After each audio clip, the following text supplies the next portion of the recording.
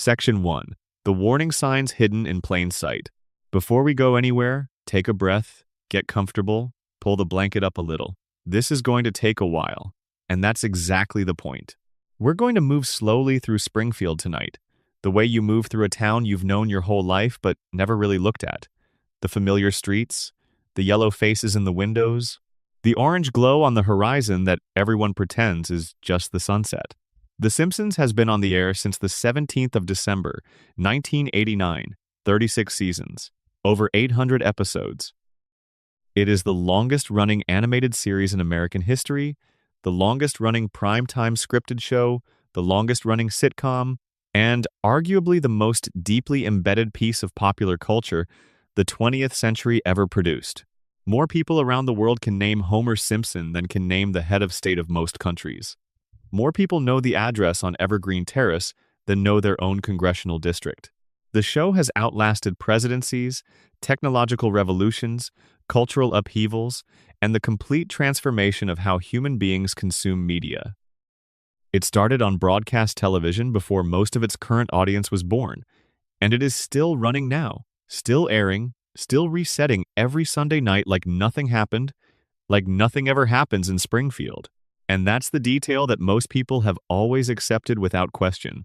Nothing ever happens in Springfield. The show resets, the slate is wiped, Homer falls down a hill or gets electrocuted or drives a car through the living room wall, and by the following week everything is back exactly as it was. The house is intact, the family is fine, the town shows no scars. It has always been treated as a quirk of episodic animation. That's just how these shows work. You don't carry forward consequences.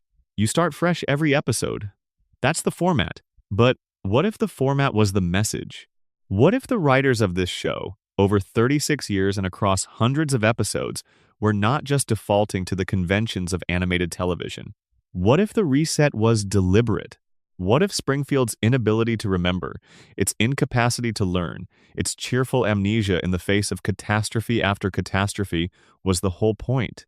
What if the show was using the very limitations of its format to tell you something about the world it was depicting? Something it couldn't say directly, something it could only say by showing you the same patterns repeating over and over, and trusting that eventually someone in the audience would stop laughing long enough to ask why. This video is about that question. Not about theories, exactly. The word theory makes it sound speculative, makes it sound like guesswork, like someone connecting dots that don't actually connect. What we're going to explore tonight is closer to a reading. A close, patient, unhurried reading of a show that has been leaving the same message in the margins of every episode since the beginning. A show that has been warning us, consistently and specifically, about things that are happening not just in Springfield but in the world outside it. A show that looked at industrial pollution, institutional corruption, economic captivity, social denial, and the quiet destruction of the working-class family, and turned all of it into a cartoon that 4-year-olds and 40-year-olds could watch together without either of them fully understanding what they were seeing. The details have always been there. They're in the color of the sky over the power plant in the opening credits. They're in the three-eyed fish that appeared in Season 2 and was forgotten by Season 3. They're in the way, mister. Burns can never remember Homer's name after years of employment, not because he's forgetful, but because Homer has never been a person to him, only a function. They're in Bart's declining grades and Lisa's isolation and Marge's suppressed anxiety and Maggie's silence. They're embedded in the jokes, hidden inside the gags, folded into the background details that most viewers processed unconsciously and moved on from. Tonight, we're going to slow down and look at them. We're going to move through this show the way you'd move through a house at night when everyone is asleep, quietly, without rushing, turning the details over in your hands and asking what they actually mean. The lights are low. The pace is slow. There's no urgency here. No rush to get to the end. Springfield has been waiting 36 years for someone to really look at it. A few more hours won't matter. Let's start at the very beginning. Not the beginning of the series, but the beginning of every single episode. The sequence so familiar that most people stop watching it by their third or fourth time through. The couch gag is different every week, which is the part people remember. But the opening sequence before the couch gag, the part that plays every single time without variation, that's where the first warnings live. The camera descends from the clouds over Springfield. You see the town from above before you see it from the street, and what you see from above is the power plant first.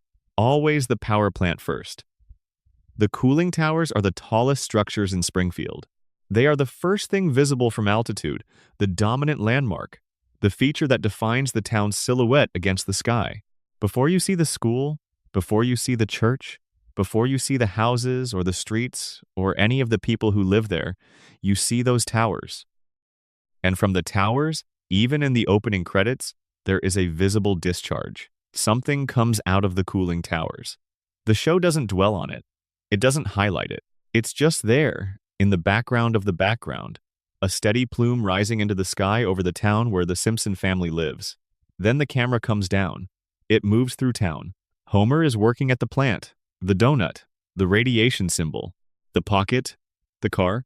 The family converges on the couch from their separate corners of Springfield, and by the time the theme music ends, you have seen the power plant, the pollution it produces, and the family that lives in its shadow, all within about 90 seconds. The show was telling you from the very first frame of the very first episode. It was putting the power plant at the top of every broadcast, making it the visual anchor of its own identity, and asking you to understand on some level that everything you were about to see happened inside the radius of that facility. The family you were about to follow, their lives, their struggles, their inexplicable resilience, and their equally inexplicable limitations, all of it unfolded in the shadow of those cooling towers. Most people looked at the opening credits and saw a cartoon, but the opening credits were a diagram. Now consider the color. The most immediately visible and universally recognized feature of every character in Springfield is the yellow skin. Every resident is yellow. Not tan, not olive, not any shade that exists in actual human melanin variation. Yellow. A specific, saturated, slightly unnatural yellow that exists nowhere in the real world on a healthy adult human being. The show has always treated this as a stylistic choice, an artistic decision made by Matt Groening in the early development of the series. He has talked about it in interviews, explaining that he wanted the show to be immediately identifiable when someone was flipping channels, that the yellow skin would catch the eye and signal that The Simpsons was on. That explanation is true. It was a deliberate artistic choice. But it is also worth noting that within the world of the show itself, within the logic of Springfield's universe, the yellow skin is never explained. No character remarks on it. No outsider arriving in Springfield looks at the residents and asks why everyone appears to be jaundiced. The color is simply there, accepted, normalized, invisible to everyone inside the show the same way the cooling towers are invisible. You stop seeing the things that are always present. You stop questioning the features of your environment that have been there since before you can remember.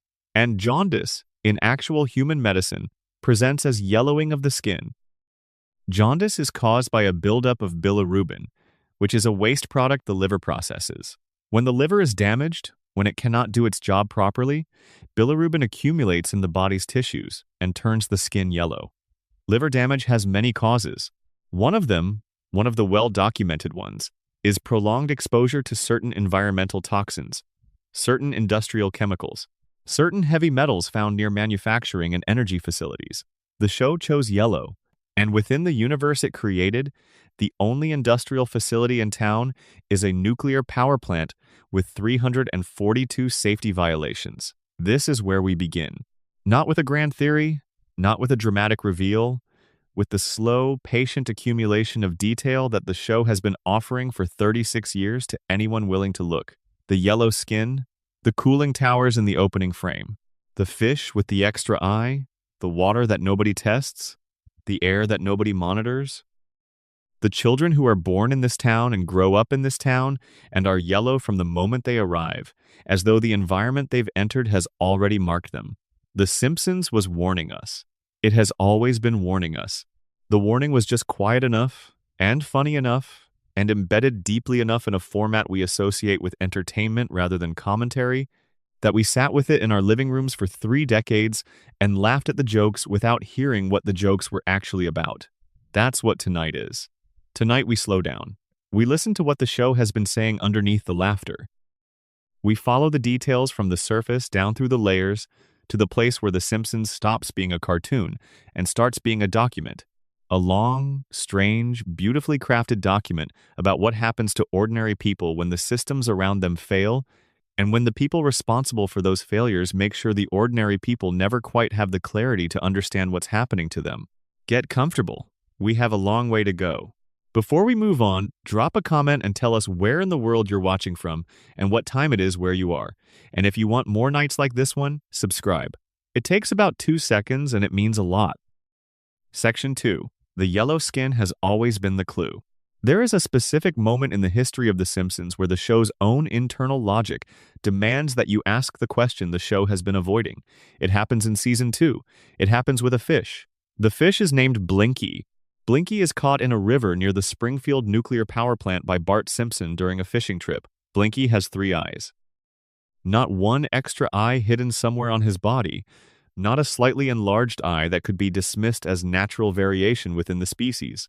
Blinky has 3 fully developed, symmetrically placed eyes on the front of his face, arranged in a row, as though his body attempted to build the normal 2 and then somewhere in the developmental process received the instruction to add 1 more. He is pulled out of the water on camera, held up for the audience to see, and presented as a joke and then, almost immediately, as something considerably more than a joke. The 3-eyed fish becomes news within Springfield. A local television reporter picks up the story. It becomes a point of political controversy when a gubernatorial candidate running against the incumbent who has been friendly with Mr. Burns holds up Blinky as evidence that the nuclear facility is poisoning the local water supply. The argument is straightforward. A fish with a genetic mutation of this magnitude, caught in the river that runs alongside the power plant, is not a coincidence. It is a symptom. If the water downstream from that plant is producing fish with extra eyes, the water itself has been altered. Whatever is coming out of that facility and entering the river is changing the biology of the organisms that live in it. Burns is called upon to respond. He is forced to address Blinky publicly. And the response he chooses, the response that the episode presents as the conclusion to this particular story, is to appear on television and eat the fish. He holds Blinky up, prepared and cooked, and he eats it in front of the cameras to demonstrate that the fish is perfectly safe for human consumption. The implication is clear. If Mr. Burns is willing to eat the fish must be fine. The town watches, the controversy fades, the gubernatorial candidate loses the election. Blinky is forgotten. But here is the thing that the show drops and never picks back up. Nobody tested the water. In the aftermath of the Blinky story, with a 3-eyed mutant fish as physical evidence that the river near the power plant had been biologically compromised, not a single official body in Springfield commissioned a water quality study. No state environmental agency arrived to test the river. No public health department began monitoring the water supply for contaminants. No downstream community was notified that the river feeding into their water table might contain materials capable of producing genetic mutations in local wildlife. The town saw a 3-eyed fish, watched a billionaire eat it on television, and moved on.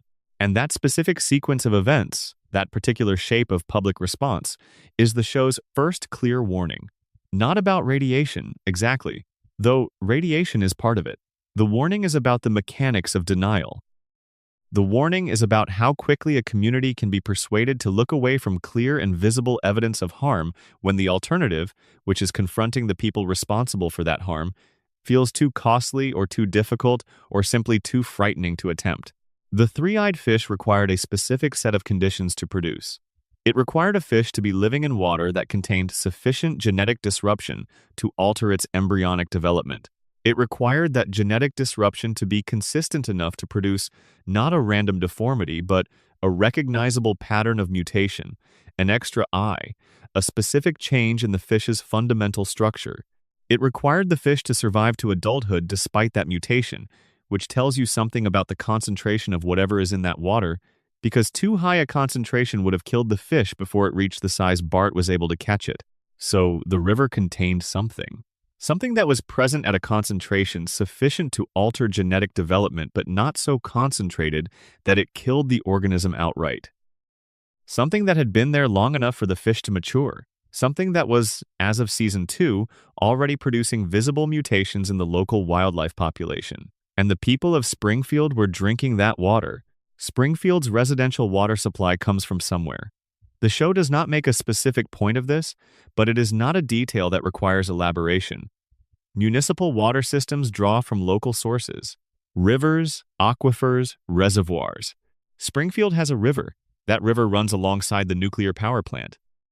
The nuclear power plant has 342 safety violations, including documented instances of radioactive material being dumped directly into local waterways. The river produces three-eyed fish. The yellow skin of every Springfield resident is not a stylistic choice contained within the show's internal logic. It is the show's internal logic pointing at a cause. Consider what we know about long-term, low-level exposure to certain radioactive materials and heavy industrial contaminants in drinking water. The research on this, conducted on actual populations living near actual industrial facilities, documents a range of physiological effects: increased rates of certain cancers, neurological effects, particularly in children whose developing brains are more vulnerable to environmental toxins than adult brains, reproductive effects, immune system disruption, and in cases of prolonged generational exposure, changes in how the body processes certain waste products, including the metabolic pathways that handle substances like bilirubin, the yellowing of the skin, the 4 fingers on each hand instead of 5, the bulging eyes, the overbites, the hair that grows in patterns that do not match normal human follicle distribution. These are not aesthetic choices divorced from the show's internal world. These are the show using visual design to encode a diagnosis. Every Springfield resident looks the way they look because they live where they live. Their physical characteristics are environmental. They were shaped by the water they drank and the air they breathed and the proximity in which they spent their entire lives to a facility that was, by its own inspection record, systematically leaking radioactive material into the environment around it. The show was not subtle about this. It was subtle about it in the way that something hidden in plain sight is subtle, which is to say it was only subtle to people who were not looking for it. The people who were looking for it found it in Season 2, in a fish with 3 eyes, in a scene that was played for laughs and resolved by a billionaire eating the evidence on television. Now let's think about what the yellow skin means as a transgenerational marker. Homer and Marge were both born in Springfield. They grew up in Springfield. They both attended Springfield public schools, drank Springfield municipal water, breathed Springfield air, and lived their entire formative years within the influence radius of the power plant that dominated the town's skyline. By the time they had children, both of them had been absorbing whatever was in that environment for decades. And their children, Bart, Lisa, and Maggie, were born yellow. They arrived in the world already bearing the physical signature of the town they were born into, as though the environment had already left its mark on them before they were old enough to make a single choice about where to live or what to eat or whose water to drink. This is how transgenerational environmental exposure actually works. Research conducted on populations exposed to industrial pollutants across multiple generations documents exactly this pattern. The first generation absorbs the initial exposure. The second generation is born into an environment that is already altered, and is born with a physiology that has been shaped by the accumulation of those alterations in the parental generation. By the third generation, the effects are so deeply embedded in the population's baseline biology that they can begin to look normal. Not because they are normal, but because the reference point has shifted. When everyone around you looks the same, the way you look becomes the standard. The mutations become the baseline. Springfield's yellow residents are not aware that they look unusual because everyone in Springfield looks exactly like them. The comparison class has been eliminated. The only time the show allows the audience to see the contrast clearly is when an outsider arrives in Springfield, and the show has been drawing that contrast consistently for decades. Guest characters in The Simpsons look different from Springfield residents. This is often discussed as a stylistic decision, a choice to draw celebrity cameos with more realistic proportions to make them identifiable. And that explanation is true as far as it goes.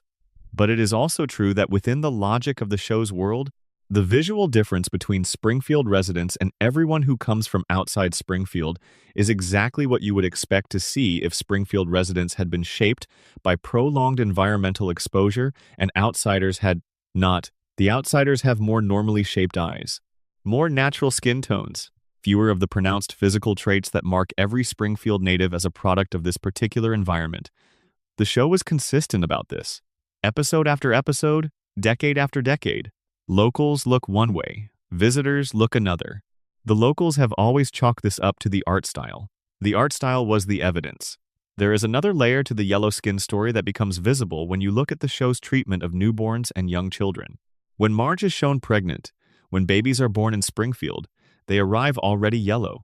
They do not start with any other coloring and change. They are yellow from the first moment they are depicted on screen. The pigmentation that marks Springfield residents as distinct from the broader population is present at birth, which means it is not acquired through living in Springfield after the fact.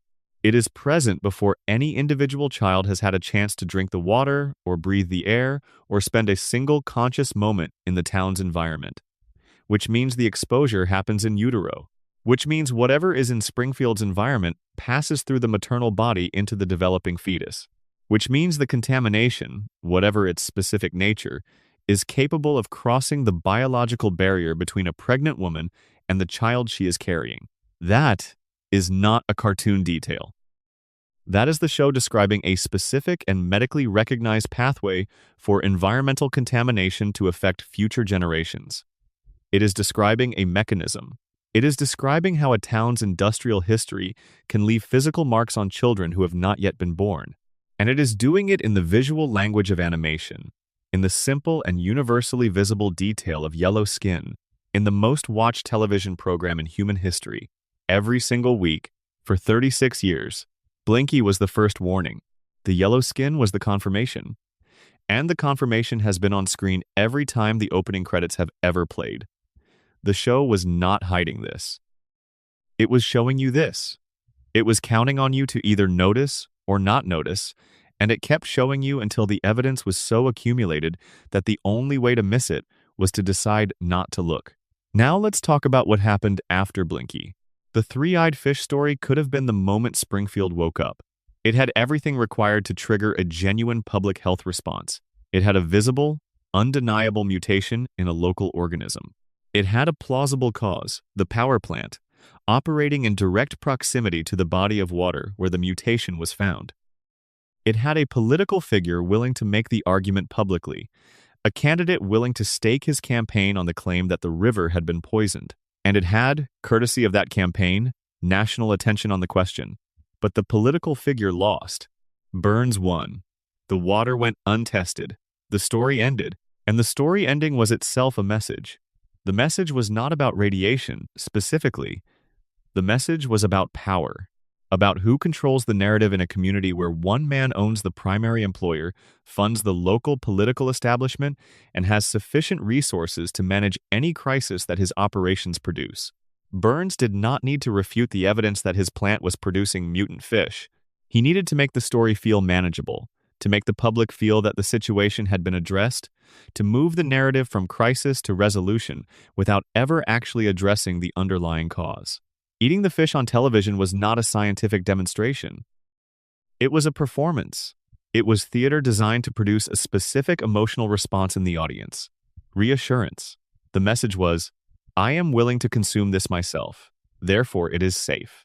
The implication was that the most powerful man in town had evaluated the risk and found it acceptable, and therefore the townspeople could stop worrying and trust his judgment. And the town did. It accepted the performance as evidence. It accepted the theater as a substitute for the test that was never conducted. And life in Springfield continued exactly as before, except that the fish in the river now had 3 eyes and nobody asked why, because the story had been officially resolved, and reopening it would mean questioning the official resolution. This pattern, this specific pattern of visible harm, public attention, theatrical reassurance, and collective forgetting, repeats throughout the show's run with such regularity that it cannot be accidental. The show was describing a cycle, the same cycle, over and over. The details change. The mechanism stays the same. By the time the Simpsons movie puts a federal dome over Springfield, the audience has seen this cycle run so many times in so many variations that the dome feels inevitable. Of course, it came to this: the fish had 3 eyes. The water was never tested. The plant kept operating with its violations uncorrected.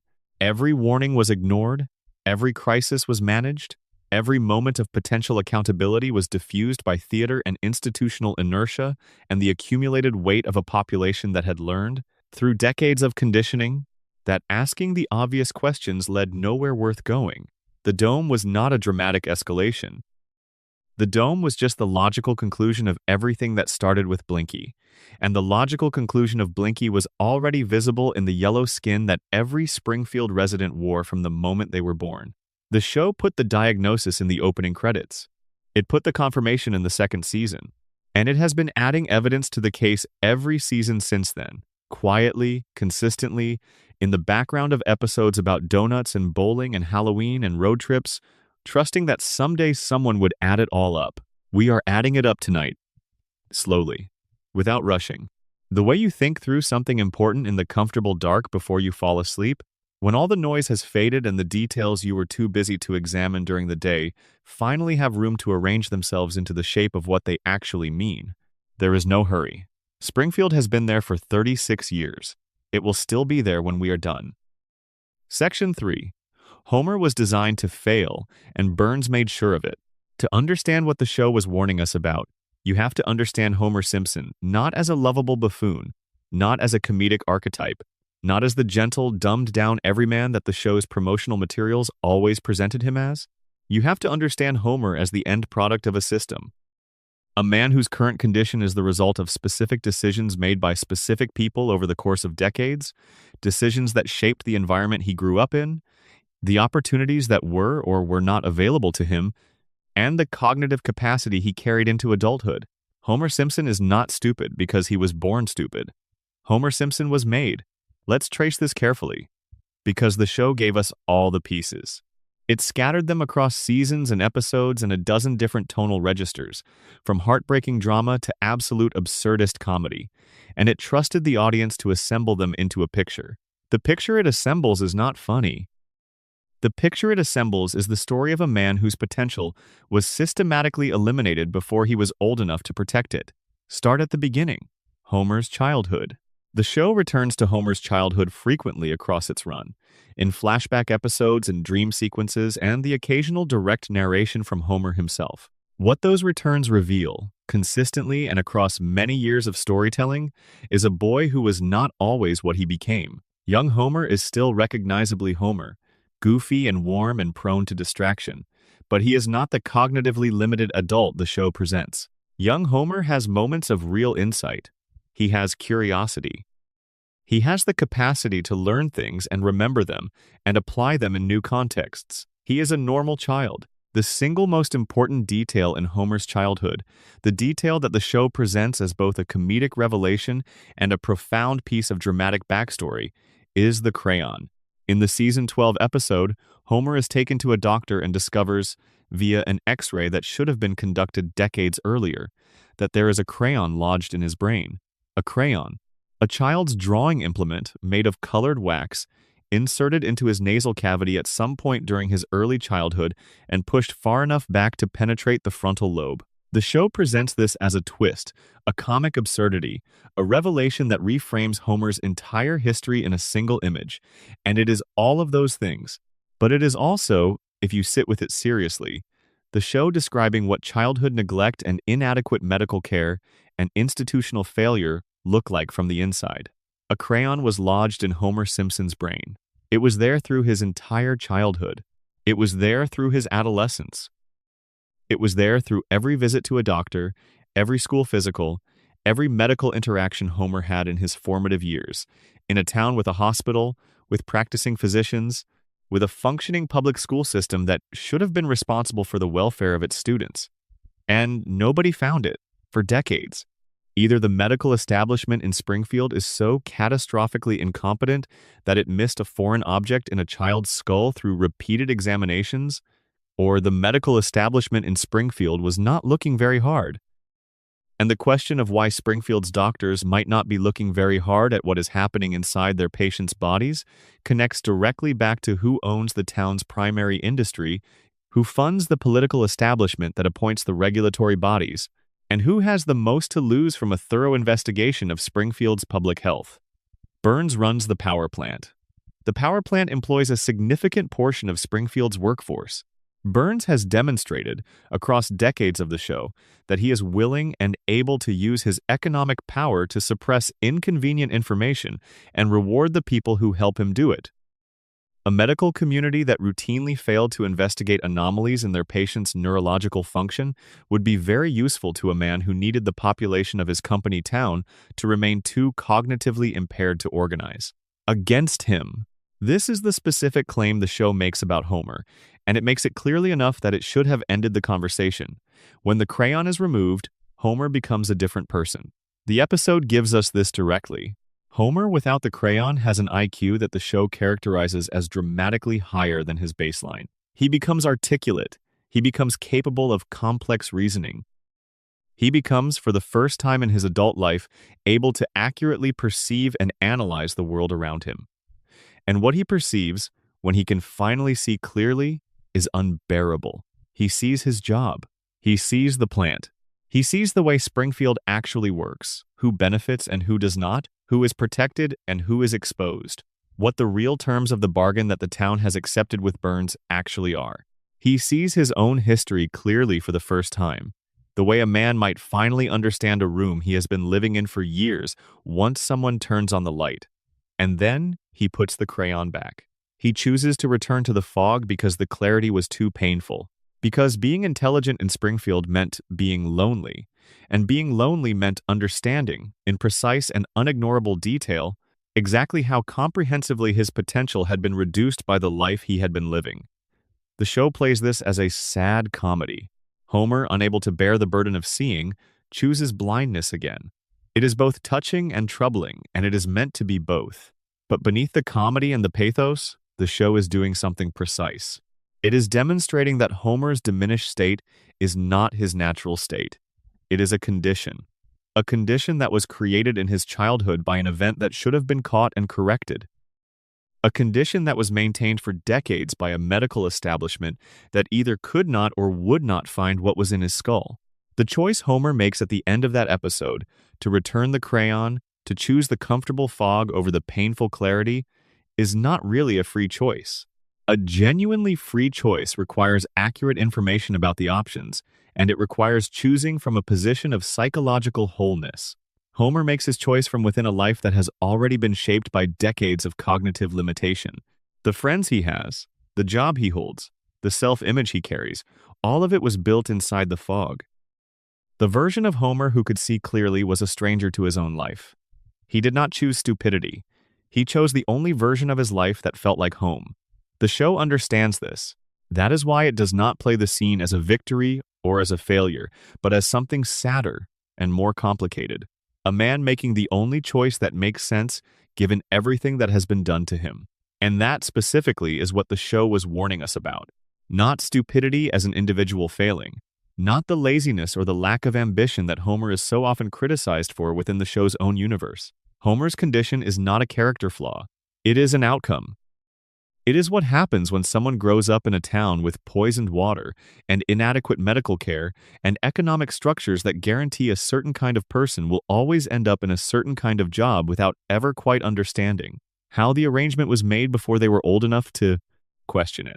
Now let's talk about the job itself, because the job is the linchpin of the system that Burns built around Homer and around Springfield. Homer is the safety inspector at the nuclear power plant. This is his official title, Nuclear Safety Inspector. His role, in theory, is to monitor the plant's operations for safety violations, to identify risks, to escalate concerns, to stand between the plant's operational imperatives and the safety of the people who work there and the people who live nearby. He is, in the organizational structure of the Springfield nuclear power plant, the person whose specific job is to ensure that the facility does not harm the community it serves. He is the least capable person employed by the plant. This is not an accident. The show makes this clear in one of its most economically precise storytelling moments. The episode where German investors purchase the plant from Burns and immediately fire Homer. The Germans are business people. They are evaluating the plant as an acquisition, assessing its operations, identifying where improvements can be made. They walk through the facility, they review the staff, and they fire Homer within their first week of ownership. Not because Homer is annoying, though he is, not because he is personally difficult to manage, though that is true as well. They fire him because a safety inspector who sleeps through safety inspections is not a safety inspector. He is a liability. He is the specific absence of the function his position is supposed to serve. Replacing Homer with a competent safety inspector is the first and most obvious step any rational new owner would take. But then the Germans assess the cost of bringing the plant up to code, and the estimate is so enormous that it threatens to destroy the acquisition entirely. The plant's violations are so extensive, so deeply embedded in its operations, so numerous and so severe that correcting them would require a complete structural overhaul. And that overhaul would cost more than the plant is worth. Burns buys the plant back. He rehires Homer immediately. Think about what this tells you. Burns does not hire Homer back because Homer is good at his job. Burns hires Homer back because Homer's incompetence is the mechanism that allows the plant to operate in its current condition. Homer does not catch violations. Homer does not escalate concerns. Homer does not report what he sees. Homer, whether through cognitive limitation, through a culturally conditioned deference to authority, through simple inattention, or through some combination of all of these, functions as the specific absence of oversight. He is the hole in the regulatory structure that allows everything else to continue, and he has been hired specifically for that hole. The deal between Burns and Homer's father, which the show reveals in a later season, makes this explicit. Burns committed a crime.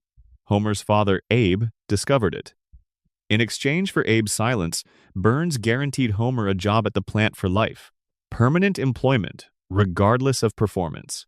Job security that could not be revoked by incompetence or misconduct, or the number of near disasters Homer caused or failed to prevent. Homer's position at the plant is not a job. It is a controlled suppression of regulatory function, dressed in the costume of employment and wrapped in the language of working-class stability. Burns is not paying Homer to do a job. Burns is paying Homer to not do a job, and paying his grandfather for the silence that allowed the arrangement to be made, and paying the entire town in electricity and employment to not ask what the arrangement actually is. The show was describing a company town, not as a historical relic, not as a distant abstraction, but as a living, functioning system that the audience was watching unfold in real time, in color, on Sunday nights, with a laugh track. Company towns have a specific history in America.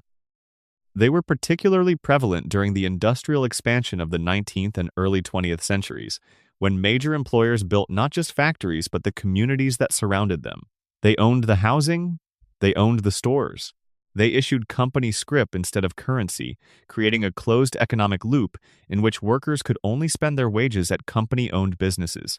They controlled the schools, the churches, the local government, the police.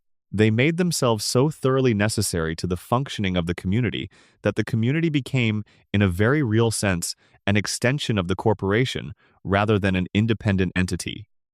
Burns's Springfield is a company town. It has a nuclear power plant instead of a coal mine or a textile factory, but the structural logic is identical. The plant employs a substantial portion of Springfield's workforce.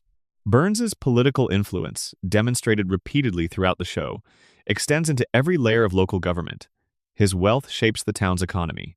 His decisions about the plant determine the economic fate of thousands of families. And Homer Simpson, the man with the crayon in his brain and the job for life and the wages that just barely cover the mortgage on the house on Evergreen Terrace, is the human face of the system. The example. The proof that the arrangement works as intended.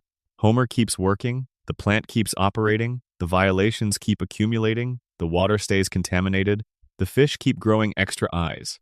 And nobody who works for Burns, nobody whose mortgage depends on the plant staying open, nobody whose children eat at the table funded by a Burns paycheck, ever quite manages to stand up in a public forum and say the thing that the three-eyed fish said more clearly than any human voice ever could.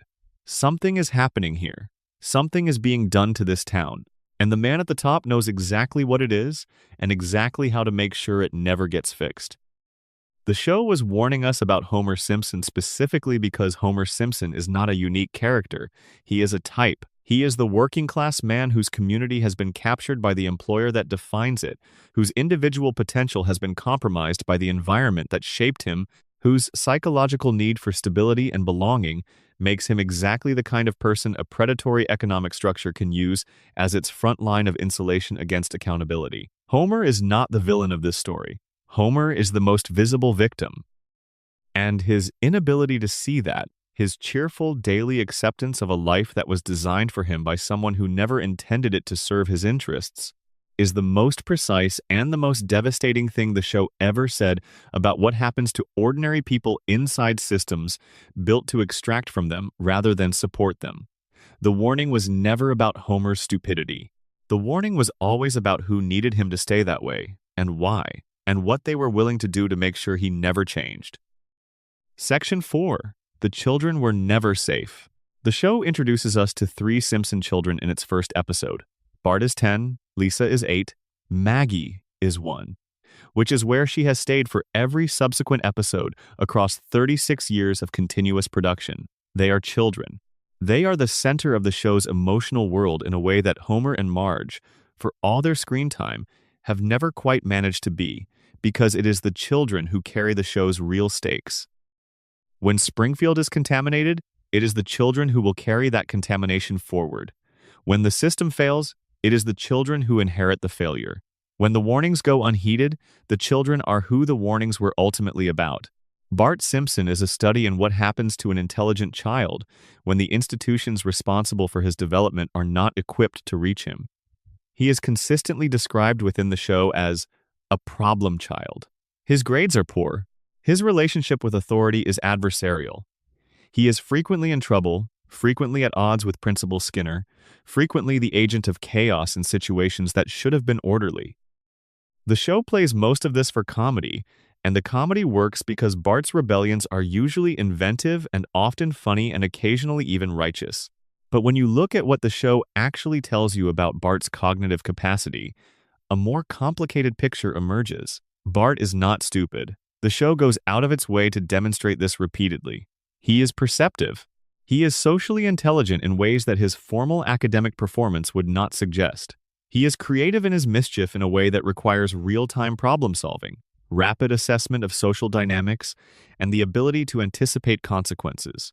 In episodes where Bart is given problems that interest him, where he is engaged with material he finds meaningful, he can perform at a level that surprises the adults around him. What Bart cannot do is engage with the specific kind of institution that Springfield Elementary represents.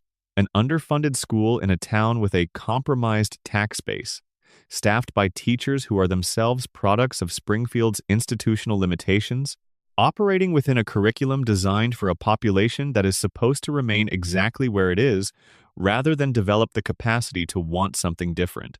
Springfield Elementary is not designed to bring out the best in a child like Bart.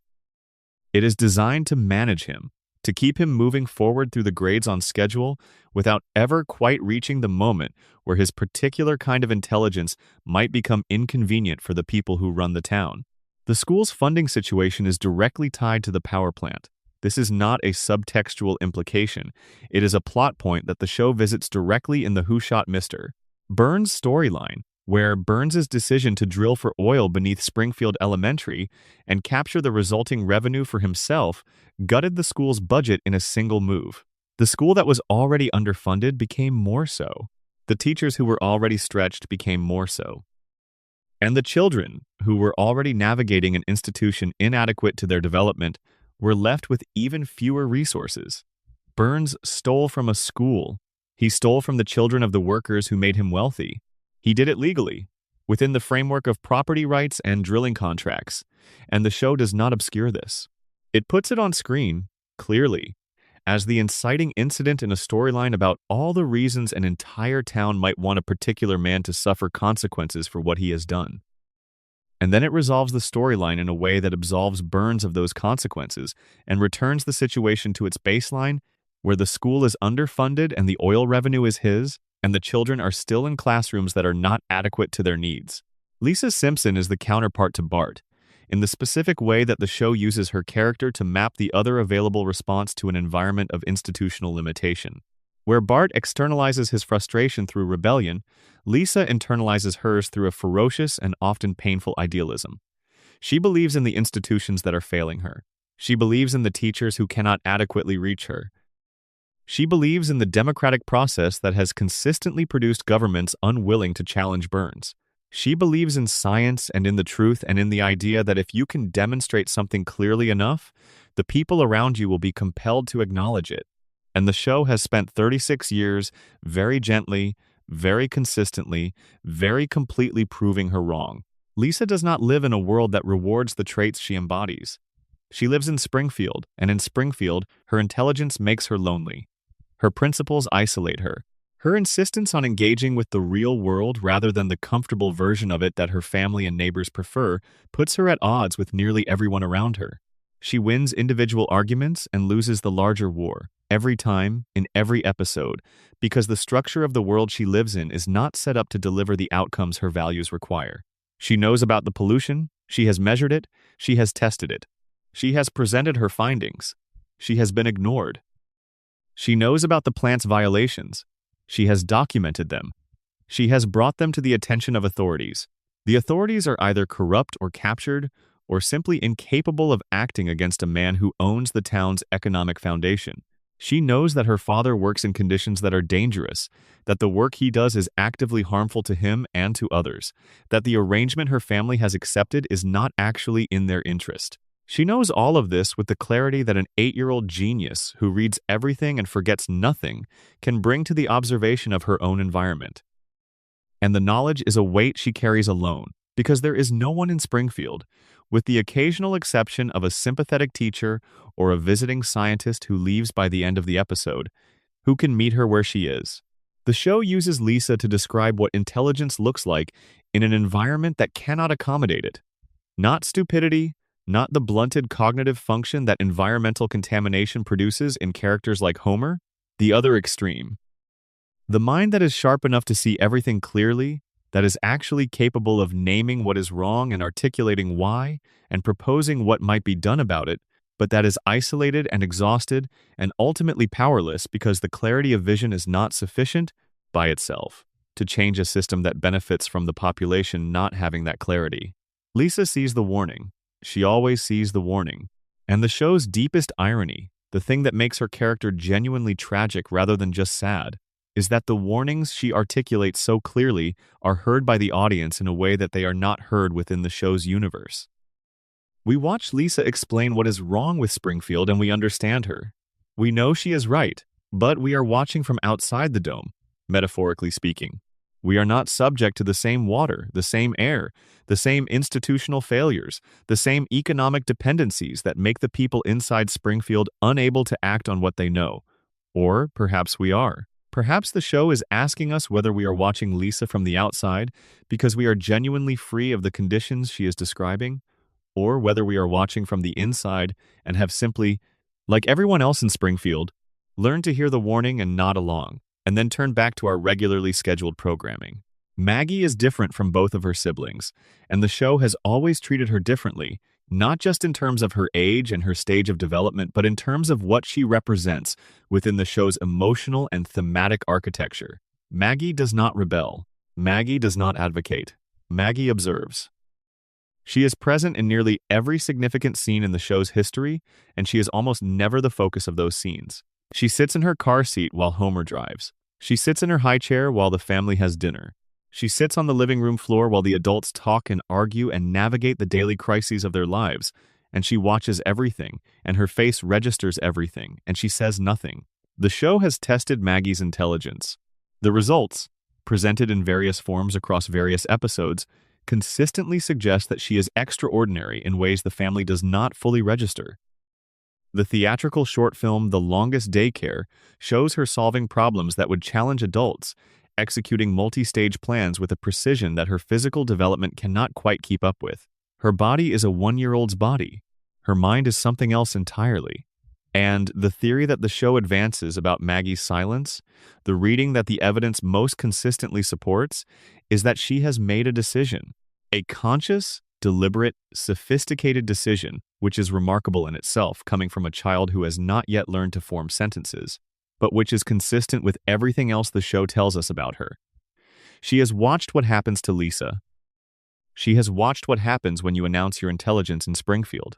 She has observed the specific and consistent way that the environment around her responds to people who see clearly and say so. And she has decided not to speak. This is the show's most unsettling thing to sit with, in the quiet space where the humor can't quite cover it. The most intelligent member of the Simpson family has concluded, before she has learned to walk reliably, that the optimal strategy in Springfield is silence. That the least dangerous way to carry her particular gift is to conceal it. That the world she was born into is a world that will not protect her if it knows what she is capable of. She is 1 year old. She has been 1 year old for 36 years. And in that time, watching everything from the floor of the house on Evergreen Terrace, she has learned the same lesson the show has been trying to teach the audience. The warning has always been there. The question is what you decide to do with it. The children of Springfield were never safe. Not from the water, not from the school, not from the economic structure that guaranteed their parents would be dependent on a man who had no interest in their welfare. The show placed 3 children at the center of its narrative in its very first episode, and it spent 36 years showing you what happened to them inside a system that was not designed for their protection. Bart pushed back and got managed. Lisa spoke out and got ignored. Maggie went quiet and got overlooked. And the show watched all 3 outcomes and called them, together, the American childhood. Not because it was pessimistic about children, but because it was honest about the environments that shape them. Because it understood that the outcomes available to children are largely determined by the conditions into which they are born, and that when those conditions are shaped by the priorities of someone like Burns, rather than by the interests of the families who live inside them, the outcomes will consistently fail to serve the children they were supposed to protect. The show was warning us about what we do to children when we build towns around extractive industry, when we underfund the schools that serve those towns, when we allow the economic capture of a community to proceed without accountability. It was showing us the outcomes. 3 children, 36 years, the same Springfield, the same water, the same air, the same power plant on the horizon. Bart is still 10, Lisa is still 8, Maggie is still 1. They have been exactly these ages since 1989. The loop they are trapped in is not the loop of cartoon time. The loop they are trapped in is the loop of a system that was built to stay exactly as it is, that has successfully resisted every force that might have changed it, that continues to operate on Sunday nights exactly as it always has, warm and familiar and thoroughly, comprehensively broken. The children were the warning. We watched them grow up without growing up and called it entertainment. Section 5. Springfield's water, air, and food were the weapon. Let us settle into this section the way you settle into a story you have been told before but never paid close enough attention to. Not with alarm, not with urgency. With the slow attention of someone who has been given enough time to finally understand something they almost knew: the body keeps score. That is the phrase that has entered public consciousness through trauma research and medical literature, the idea that what happens to a body is recorded in the body's own chemistry, that the environment a person inhabits leaves physical traces that persist long after the person has left that environment. The body keeps score of everything it was exposed to, everything it metabolized, everything it absorbed through the skin and the lungs and the digestive tract over the years of a life. And when those exposures accumulate, when the body's capacity to process and eliminate them is exceeded, they begin to change the body. Not dramatically, not all at once, slowly, over years, over generations, in ways that are individually small and collectively significant and almost never attributable to a single clear cause. Springfield's residents are living in a body keeps score environment. The water we have already discussed. The river produces three-eyed fish. The water supply draws from local sources.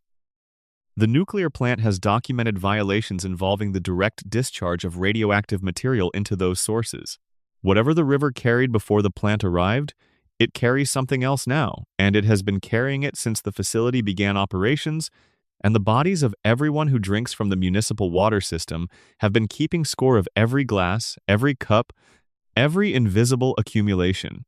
But water is only one vector. Consider the air. The Springfield nuclear power plant has cooling towers that vent into the atmosphere. The opening credits show this. The visible plume from those towers passes through the air over Springfield with every prevailing wind, and the prevailing winds are not configured by any episode of the show to carry that plume away from the populated areas. Springfield is a town. People live downwind of the towers. They breathe the air that moves through Springfield, and the air that moves through Springfield moves over and around the plant that sits at the town's geographic center. The show does not dramatize this. It does not dedicate an episode to the specific question of what is in Springfield's air, but it does, repeatedly and in small ways, show the air as an object of concern. The sky over Springfield is frequently colored in ways that suggest an atmosphere under industrial influence. The light has a particular quality in many establishing shots, a yellowish cast that could be attributed to artistic choice and could, within the show's internal logic, be attributed to the same source as the yellow cast that colors every resident's skin. Air quality is a vector for contamination that is simultaneously more pervasive and harder to measure than water contamination. You can test a glass of water. You cannot stop breathing while you wait for the air quality report. Every breath is an exposure event. Every moment spent in a space with contaminated air is a moment in which whatever is in that air is entering the lungs, being absorbed into the bloodstream, being carried to every tissue in the body. An average adult takes somewhere between 17,000 and 30,000 breaths per day. Each breath in Springfield is a small absorption event. 30 years of small absorption events is a large total exposure. The show addresses food as a contamination vector in a way that is almost casual in its horror. In the early seasons, before the show's tone shifted toward the more surreal, there are episodes that deal directly with the food supply in Springfield. Marge shops at the local grocery store. Homer eats from the school cafeteria. The family has a garden that produces vegetables. The food that Springfield residents consume is, almost entirely, locally sourced in the early season's economic logic. And locally sourced food, in a community whose agricultural land is downstream from a nuclear facility with 342 violations, is food that has been grown in soil through which the local water has moved and into which the local air has settled. The bioaccumulation of certain contaminants through the food chain is a well-documented phenomenon. Materials that are present in water and soil are absorbed by plants. Animals that eat those plants accumulate higher concentrations. Humans who eat those animals accumulate higher concentrations still. The process is called biomagnification, and it is the reason that certain industrial contaminants, even when present in relatively low concentrations in the environment, can reach biologically significant concentrations in the organisms at the top of the food chain. Springfield is a community with a local food economy and a contaminated local environment. The combination is not benign. The show dramatizes this in a specific way that is easy to miss because it is delivered entirely within the register of comedy. Homer's relationship with food is one of the show's defining comedic characteristics. He is perpetually hungry, perpetually eating, perpetually drawn toward food with an urgency that goes beyond appetite into something closer to compulsion. The jokes about Homer's eating are among the most reliable and repeated in the show's history. The donuts, the pork chops, the triple-decker sandwich, the steady background presence of Homer consuming things in quantities and combinations that no rational adult would choose. But Homer's relationship with food, watched without the comedic framing, looks less like gluttony and more like the behavioral profile of someone whose metabolic regulation has been disrupted. The compulsive consumption. The inability to recognize satiety signals. The apparent absence of the normal biological feedback loops that tell a body when it has had enough. These are not the characteristics of a man who simply enjoys food.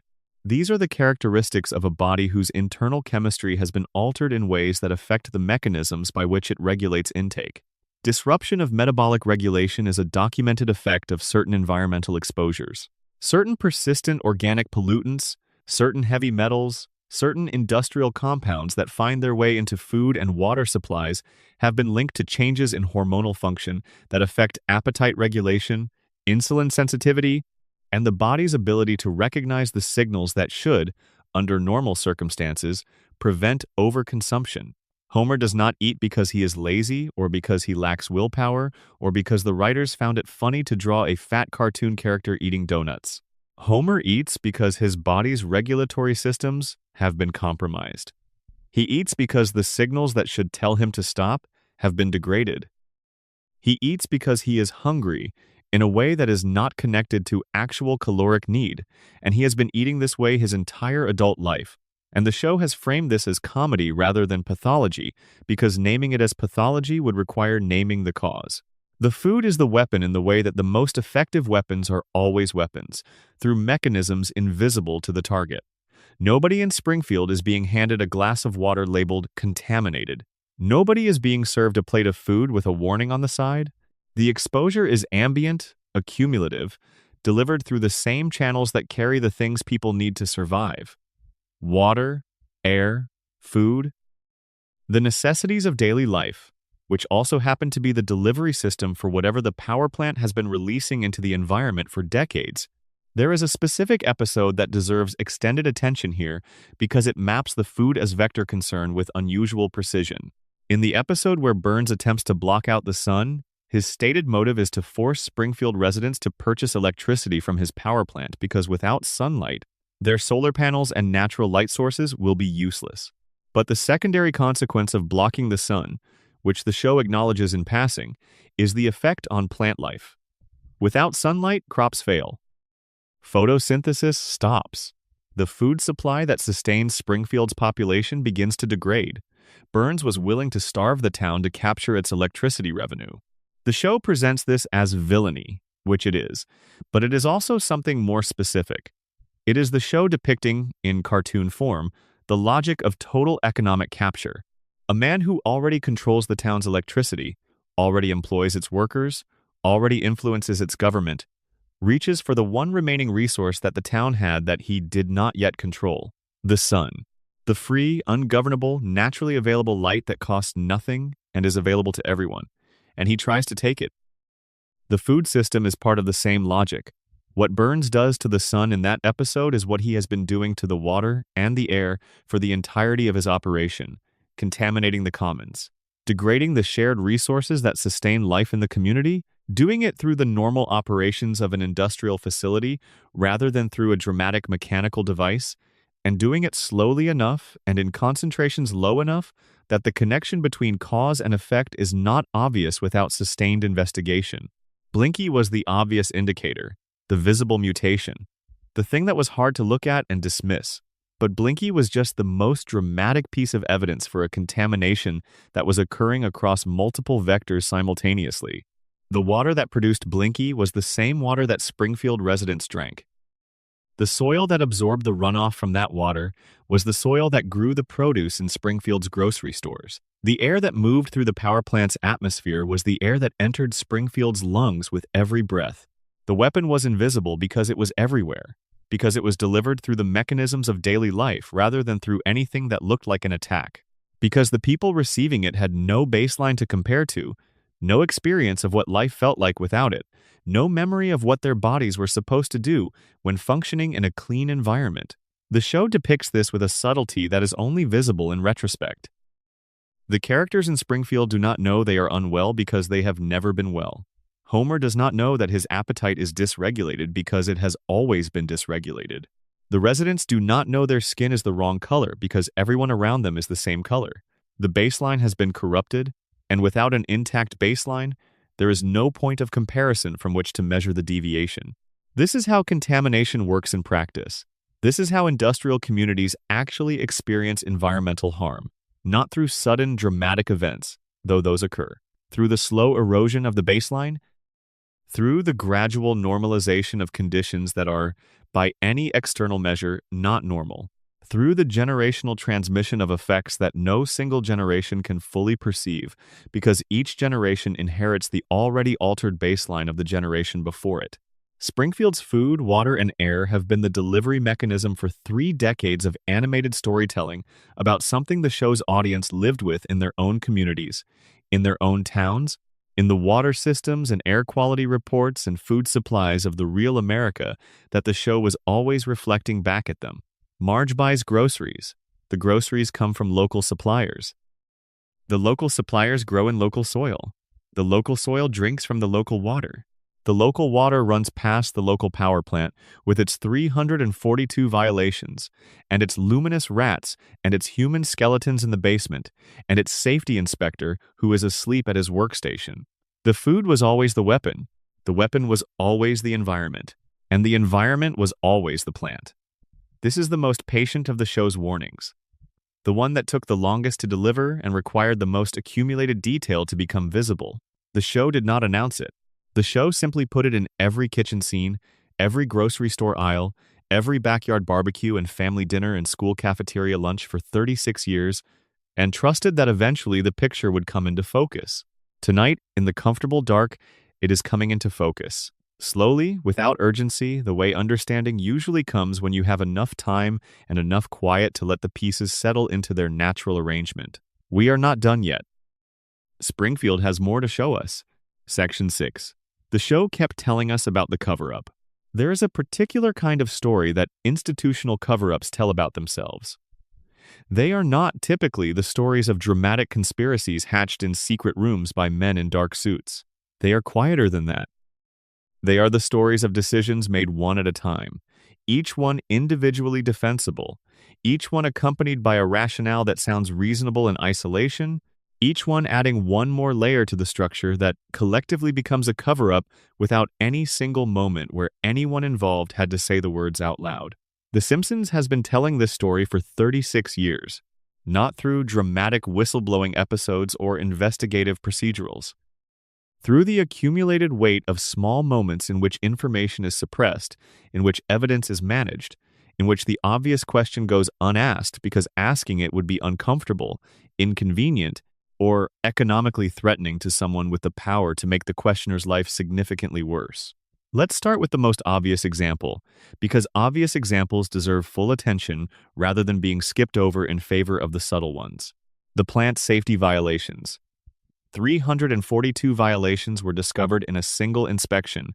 342.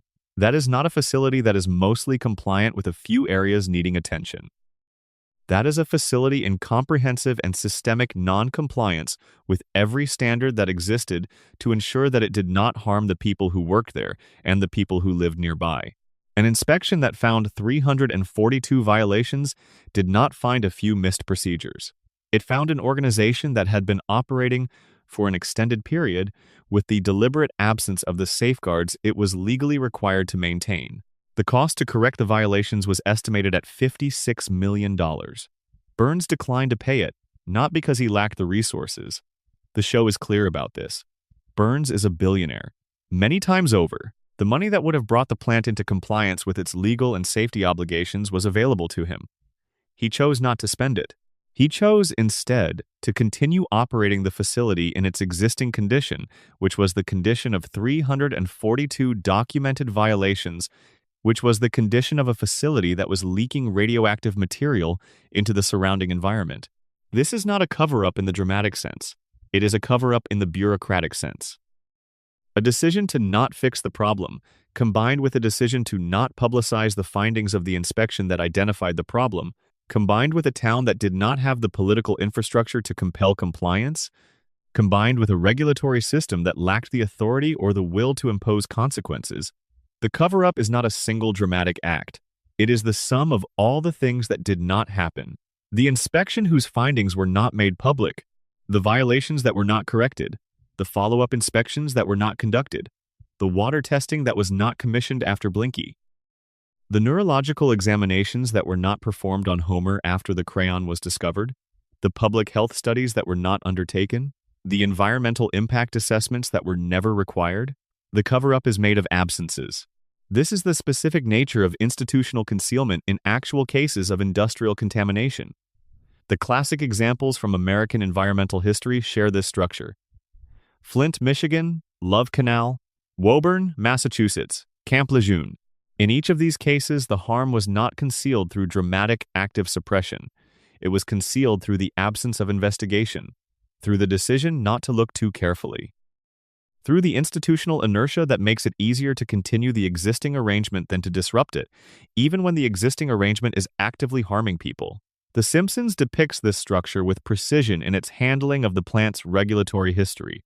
The inspectors who do arrive leave satisfied, not because the plant has passed their inspection, but because Burns has managed the inspection process. The political figures who might have made the plant's conditions a public issue either lose their elections, as in the Blinky gubernatorial race, or are absorbed into Burns's web of influence, as several Springfield mayors appear to be across the show's run. The media that might have investigated the story either lacks the resources or the access or the institutional independence to pursue it against the interests of a man who can buy its owners. The cover-up does not require coordination.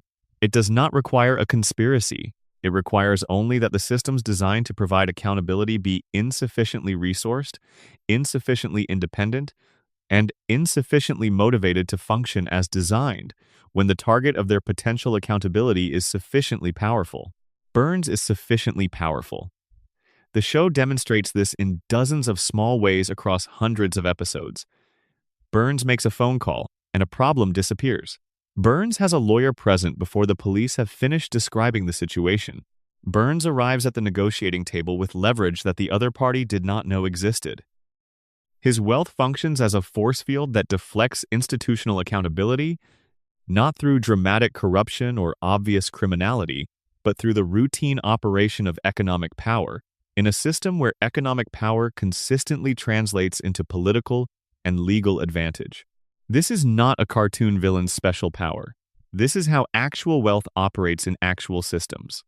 The show understood this. The show has always understood this.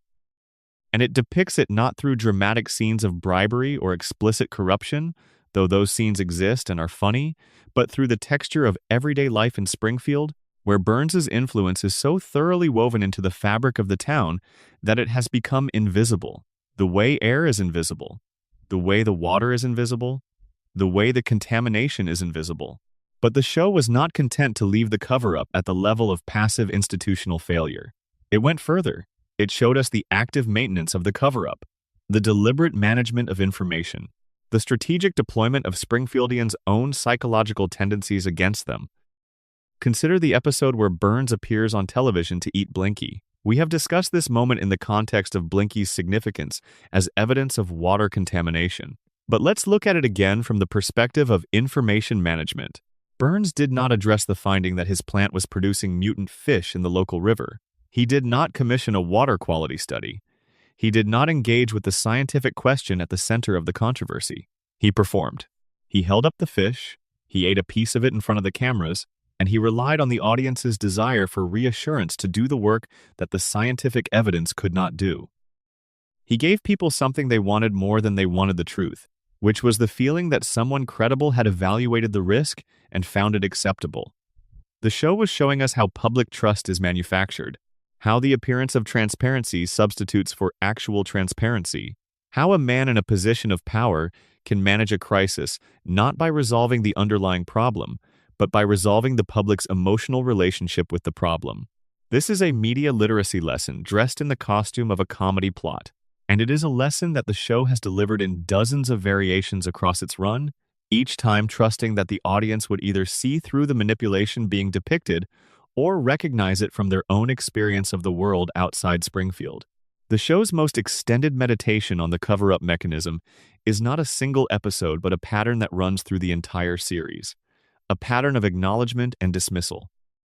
A recurring structure in which the show raises a genuine concern, treats it with genuine seriousness for a portion of an episode's running time, and then dissolves the concern through a joke or a reset or a convenient plot development that allows everyone involved to return to their normal positions without having to engage with the consequences. Every time this happens, the show is doing two things simultaneously. It is making you laugh, and it is making you watch Springfield model the precise behavior it is warning you about. The reset is not just a narrative convenience. The reset is the subject.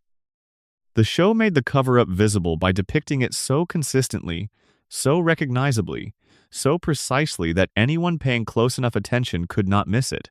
It just did it in a format and a register that made it easy to experience as entertainment rather than as documentation. The nuclear power plant with its uncorrected violations, the political system that never meaningfully challenged Burns, the medical establishment that missed a crayon in a child's skull, the educational institution that never had the resources to do its job, the legal system that found no jury would convict a baby and moved on without asking how a baby came to be holding a gun in the first place. These are not individual failures. They are the components of a systemic cover-up. A cover-up of the kind that does not require active conspiracy because it is sustained by the ordinary operation of a system designed to serve the interests of the people at the top. The show was not warning us about Springfield. The show was warning us about the specific mechanics by which communities fail to protect themselves from the people who have captured them. And it was showing those mechanics in the most accessible and most watched format available, week after week after week, for long enough that the patterns became visible to anyone who stayed with it. The cover-up is not in Springfield. The cover-up is in the pattern, the repeated, consistent, structurally identical pattern of harm identified, harm managed, harm forgotten, and harm continuing. It happens in Springfield. It has happened, in variations, everywhere such patterns have been allowed to operate, and the show was patient enough and precise enough and long-running enough to show us the full shape of the pattern, from the first three-eyed fish to the federal dome, over the course of a generation. That is not entertainment. That is a record. Rest now. We will keep going, slowly, through the night. Section 7. Every reset was a warning about collective amnesia. There is a word that researchers who study communities in crisis use to describe what happens when a population has been exposed to harm for long enough that the harm stops registering as harm. The word is normalization. And normalization is not the same as acceptance, exactly, and it is not the same as denial, though it shares qualities with both. Normalization is what happens when the baseline shifts. When the conditions of harm become the conditions of ordinary life, when a community stops noticing the three-eyed fish, because three-eyed fish have always been in the river, at least for as long as anyone in the community can clearly remember. Springfield normalizes everything. This is the show's most consistent pattern, more consistent even than Homer's hunger or Bart's rebellions or Lisa's saxophone. Springfield experiences a crisis, and then Springfield forgets the crisis. The dome comes down, the town is destroyed, the sun is blocked, the school is defunded, the retirement home is demolished. The sinkhole swallows a city block. And by the next episode, by the next week, the slate is clean. Nobody mentions it. Nobody is living with the consequences. Nobody is still displaced or grieving or angry or even particularly aware that something significant occurred. The show has been criticized for this pattern throughout its run. Fan forums have documented it exhaustively. The complaint is always the same. The show has no memory. Consequences do not carry forward. The characters do not grow or change or remember what happened to them.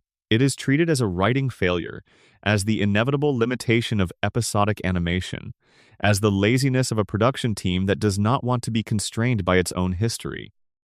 But what if it is none of those things? What if the reset is the show's most precise and consistent warning? Consider what collective amnesia actually looks like in communities that have experienced real industrial harm. The research literature on this is substantial, built on decades of study of what happens to communities in the aftermath of environmental disasters and industrial accidents. What researchers consistently find is that memory in these communities does not work the way individual memory works. Individual memory is personal, idiosyncratic, shaped by specific experience and emotional intensity. Collective memory is social. It is maintained through the things a community chooses to talk about, through the stories it tells about itself, through the official histories it endorses, and the unofficial histories it suppresses. A community that has been captured by a major employer, whose economic survival is entangled with the continued operation of a facility that is harming it, has powerful structural incentives to suppress the unofficial history. The unofficial history is the one where the water is contaminated and the fish have extra eyes, and the children are born with altered biology, and the person responsible has been conducting his operations in violation of the standards that exist to prevent exactly this kind of harm. The official history is the one where the plant provides jobs, and the town is doing fine, and the fish story was handled, and there is no reason to be concerned. The collective memory that survives in such a community is the official one. Not because the residents are unintelligent or because they have been specifically told to forget, but because the social, economic, and institutional pressures all consistently favor the official version. Because the person who insists on the unofficial version risks social consequences. Because remembering, in the context of a company town, is potentially a form of economic self-destruction. Springfield does not reset because the writers are lazy. Springfield resets because communities like Springfield always reset. Because the mechanism of the reset is built into the social and economic structure of a captured community. Because the alternative to the reset, which is a community that remembers and confronts and demands accountability, is the alternative that people in Springfield's position have been structurally prevented from choosing for as long as the plant has been operating.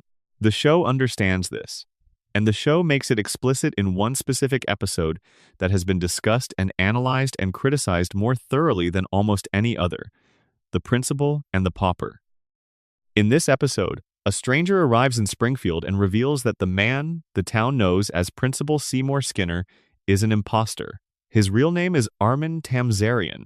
The actual Seymour Skinner, a Vietnam War veteran, was captured as a prisoner of war and presumed dead. Tamzarian, a young man with no identity and no future, assumed Skinner's name in life when he arrived in Springfield to deliver the news of Skinner's death. He became the town's principal for 20 years. He lived inside the borrowed life so completely that it became, in every practical sense, his own. And then the real Skinner arrives, and the truth is revealed, and the town holds a meeting to decide what to do. And what the town decides is to keep the lie. The judge issues a legal decree that Tamzarian is the real Skinner. The genuine Seymour Skinner, the man whose identity was stolen, is bound to a train and physically expelled from Springfield.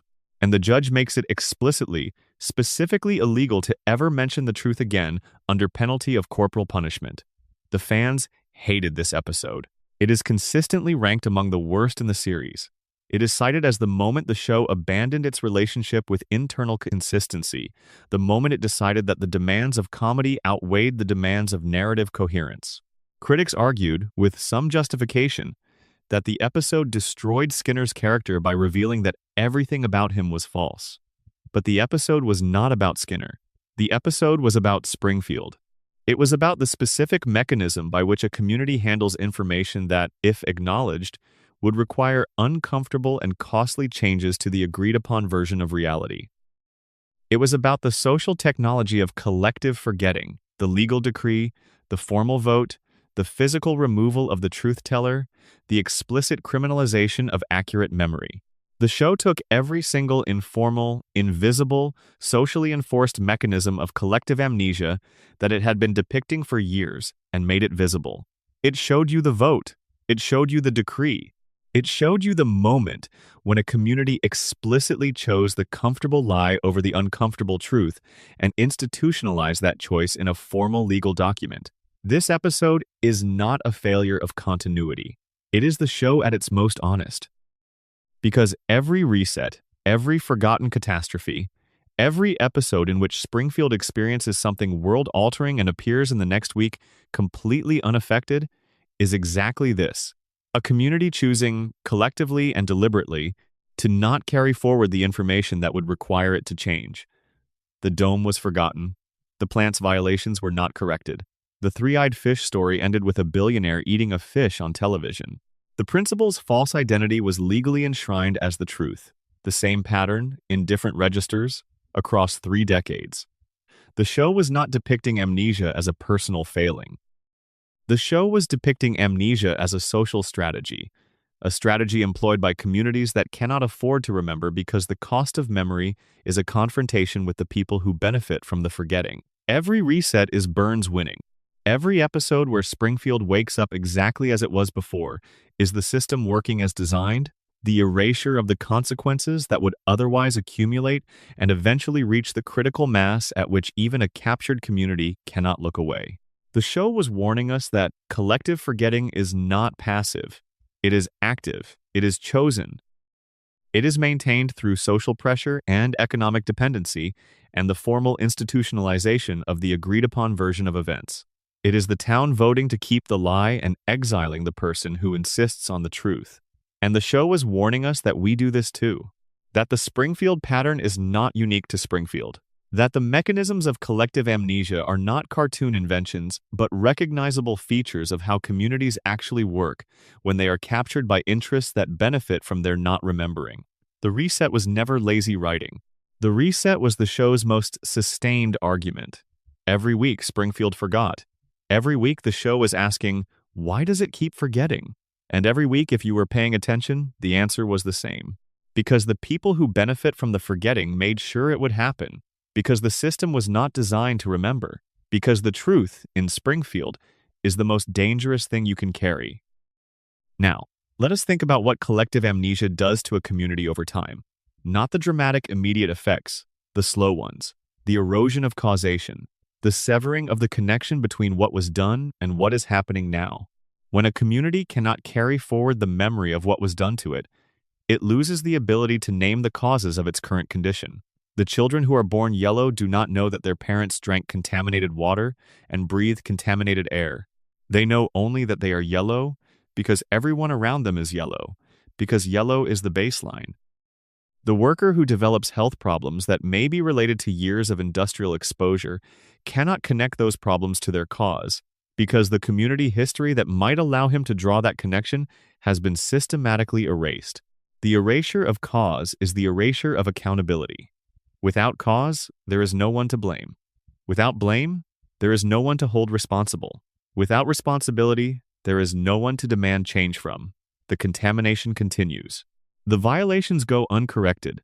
The water stays compromised. The fish grow their extra eyes. And the community continues to live inside the results of decisions it has been prevented from fully understanding, generation after generation, the baseline shifting a little further with each cycle.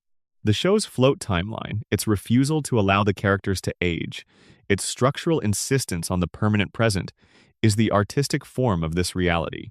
The characters cannot age because the show cannot allow the consequences of their environment to accumulate visibly over time. To show the characters aging would be to show the slow degradation that Springfield's conditions produce. To show Bart at 25 would be to show us what growing up in this environment does to a person. To show Homer at 60 would be to show us where this road ends. The floating timeline protects the audience from the conclusion the evidence points to. And that protection is itself the message. The show does not want you to see the conclusion. The show wants you to feel the accumulating evidence without being able to look directly at where it leads. Because looking directly at where it leads is what Springfield cannot do. And in giving you the experience of a community that cannot look, the show is asking you to ask yourself, can we? That question is still hanging in the air over Springfield, rising from the cooling towers along with everything else, drifting slowly over the town in the dark. Section 8. The animals of Springfield knew first.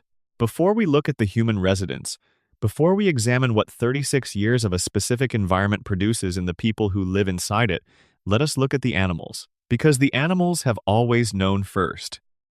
This is true in real environmental monitoring, and it is true in Springfield. The canary in the coal mine is not a metaphor invented after the fact.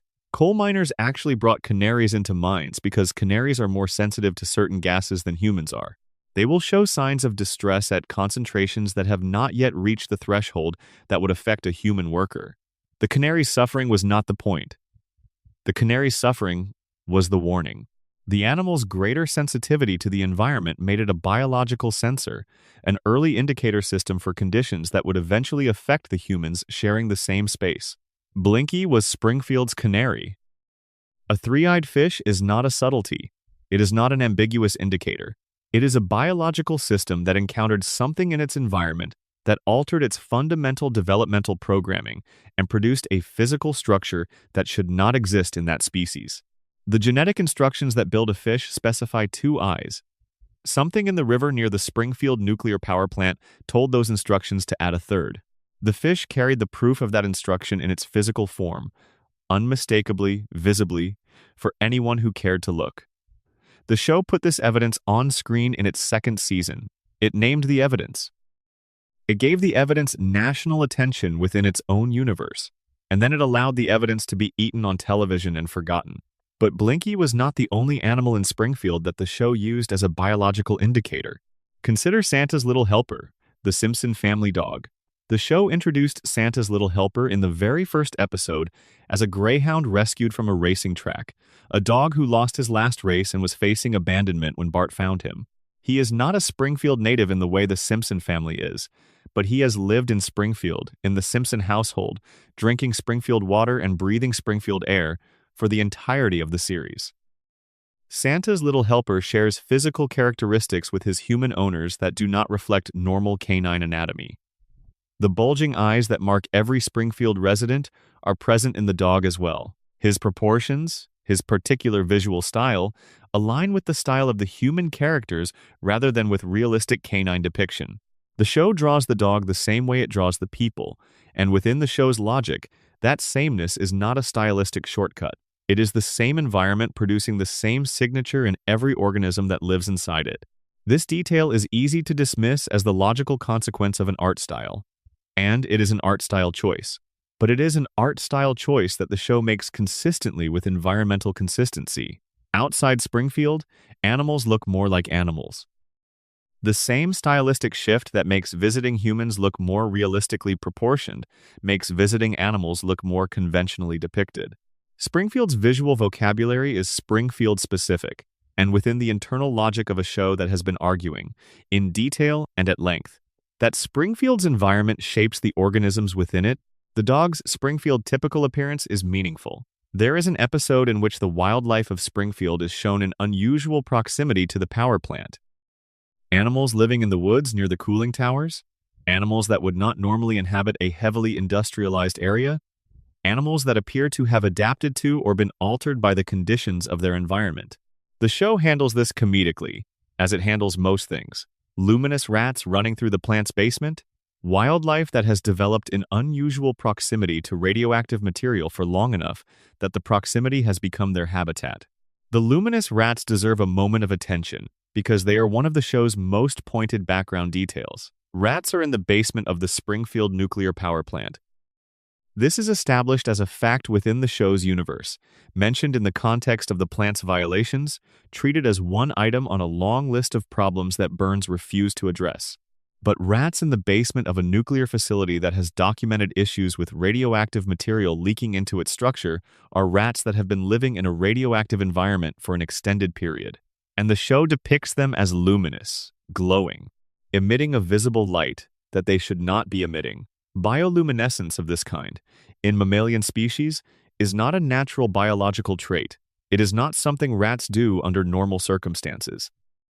It is the show's shorthand for a biological alteration produced by an environmental cause. The rats glow because whatever they have been living in and eating and breathing for however long they have inhabited the plant's basement has changed them in a way that is now visible to the naked eye. The plant's own basement is producing mutant mammals.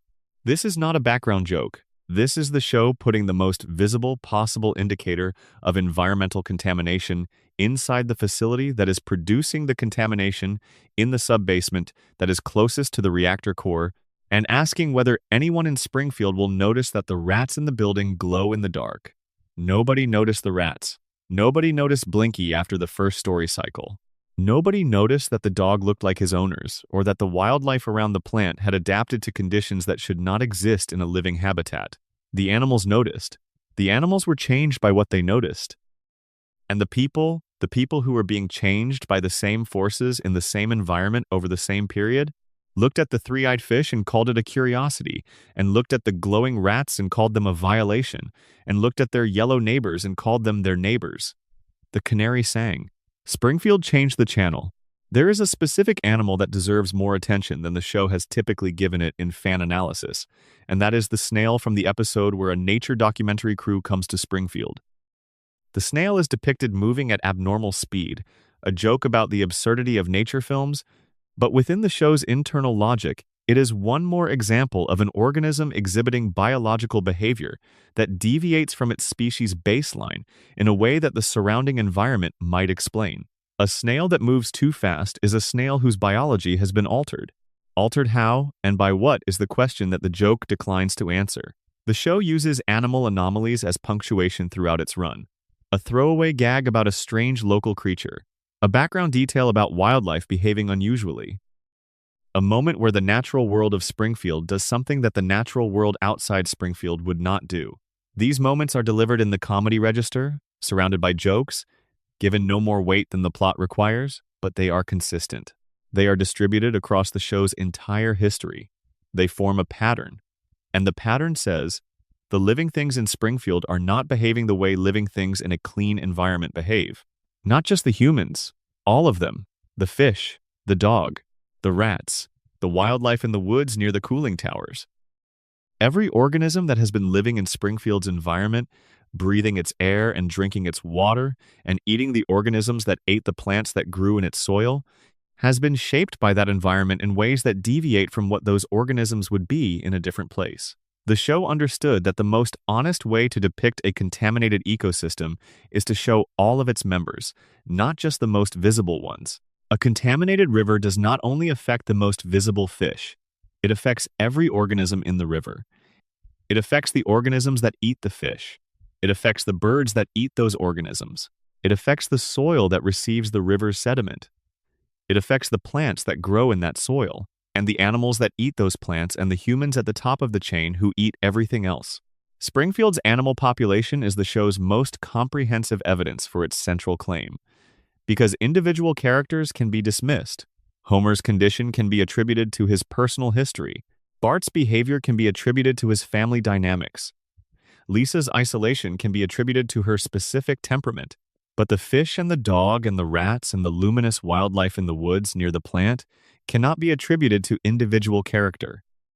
They are biological systems that have been altered by their environment, and the environment they all share is Springfield's, and the most significant industrial presence in Springfield's environment is the plant with the cracked cooling towers and 342 violations. The animals were the canaries. They were warning us.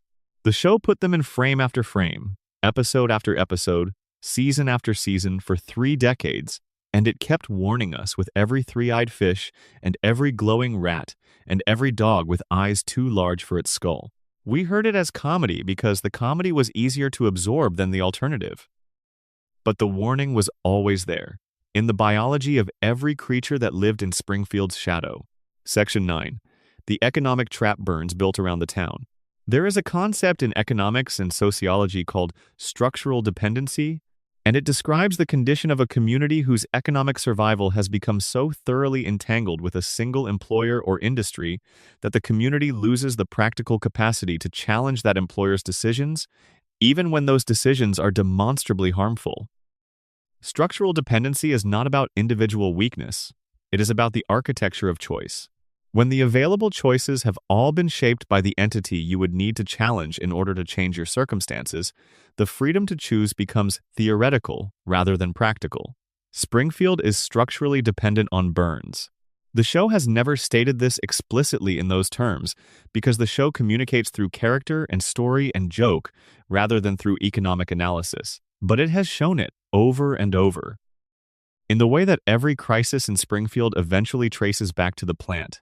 In the way that every political figure must negotiate with Burns's preferences before they can govern effectively, in the way that the town's economic baseline is set by what Burns decides to pay, and what Burns decides to charge, and what Burns decides to allow. Let's trace the economic architecture carefully, because the show has given us enough pieces to assemble a complete picture. The power plant is the largest employer in Springfield. This is established in the show's earliest seasons and confirmed repeatedly through the background of crowd scenes, through the number of characters who work at the plant or whose families depend on its payroll, through the way the town's economic pulse visibly rises and falls with the plant's operational decisions. When Burns threatens to close the plant, the town panics, not because the residents are attached to the plant, but because many of them would have no income without it. The plant is not just an energy facility. It is the economic engine of Springfield's working class. This gives Burns leverage that extends far beyond his ability to pay or not pay individual workers. It gives him leverage over the town's political establishment because any elected official in Springfield must weigh their decisions against the risk of provoking Burns into retaliating against the town's largest employer. It gives him leverage over the legal system because a community that depends on Burns's continued operation has structural incentives to interpret its laws in ways that do not inconvenience him. It gives him leverage over the regulatory bodies that should provide oversight of his facility because those bodies are staffed by people who live in Springfield and whose families have the same structural dependencies as everyone else. The show depicts this leverage through the character of Mayor Quimby, Springfield's permanently corrupt and perpetually compromised mayor. Quimby is not drawn as a dramatic villain. He is drawn as a pragmatist operating within the constraints of his environment. He knows where the money comes from. He knows where the employment comes from. He knows that his political survival depends on not making an enemy of the person who controls the largest share of both. And so he governs accordingly, which means he governs in ways that consistently avoid inconveniencing Burns. The corruption in Springfield's government is not spectacular. It is mundane.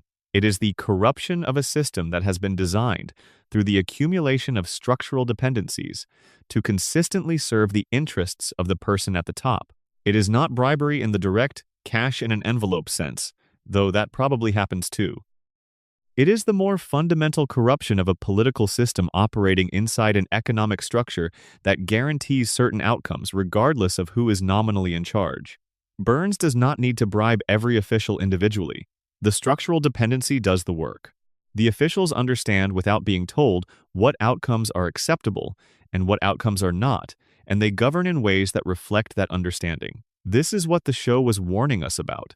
Not the dramatic corruption, the structural kind. The kind that does not require explicit criminal acts and therefore cannot be solved by prosecuting specific individuals. The kind that is maintained by the ordinary operation of an economy in which one entity's interests have become so thoroughly identified with the community's welfare that the community cannot distinguish between serving Burns and serving itself. The show dramatizes this most clearly in the episode where Burns blocks out the sun. The proposal is genuinely radical. Steal the communal resource of sunlight so that every Springfield resident who currently uses natural light for anything will be forced to purchase electricity from the plant instead. It is the logical extreme of the monopoly position Burns has been building over Springfield's entire economic life. Having captured electricity, he reaches for light itself. The town response to this proposal is instructive. There is anger, there is outrage, there is a public meeting full of genuinely furious residents.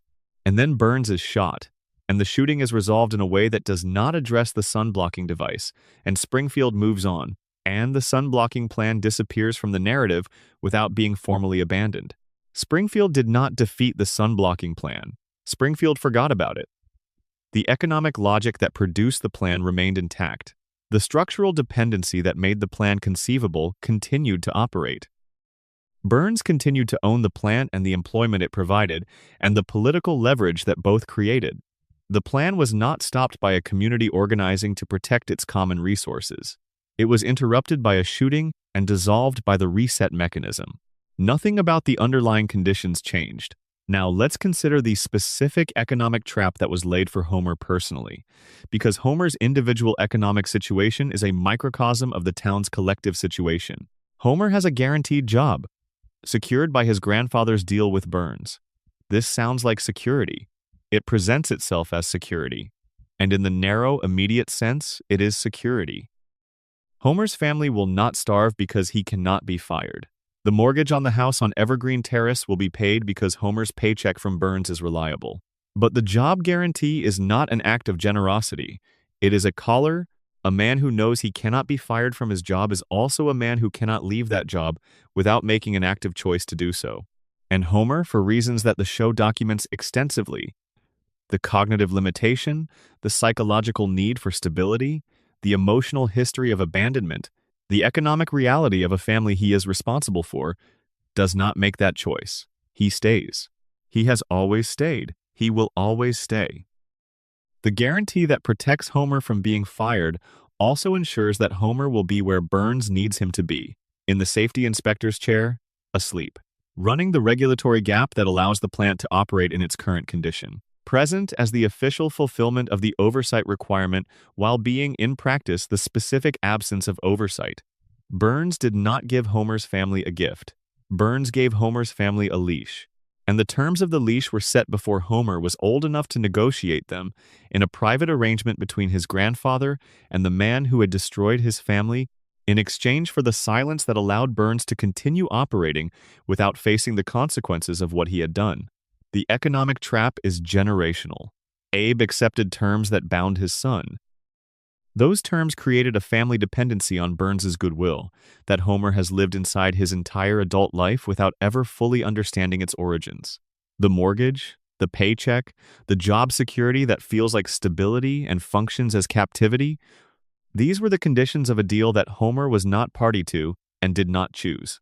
This is the show's most precise economic warning. The generational transmission of economic captivity. The way that the terms accepted by one generation become the constraints inherited by the next, often without the inheriting generation ever learning what the original terms were or who set them and why. It is happening in Springfield.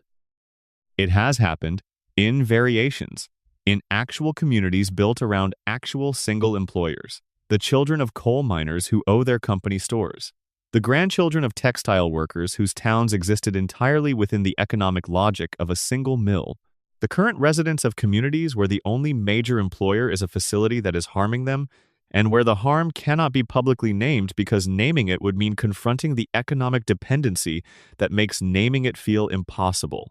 The economic trap is the mechanism that makes all the other warnings visible, while also making them impossible to act on. You can see the three-eyed fish. You cannot afford to do anything about it, because doing something about it means confronting the man who signs your paycheck, and the man who signs your paycheck knows that you know this, and the man who signs your paycheck designed the situation with exactly this constraint in mind. The show was not showing us a cartoon villain. The show was showing us a system that works exactly as designed, that produces exactly the outcomes it was built to produce, that has been operating inside a community that does not have the structural capacity to challenge it for as long as the show has been running. And the show has been running for 36 years.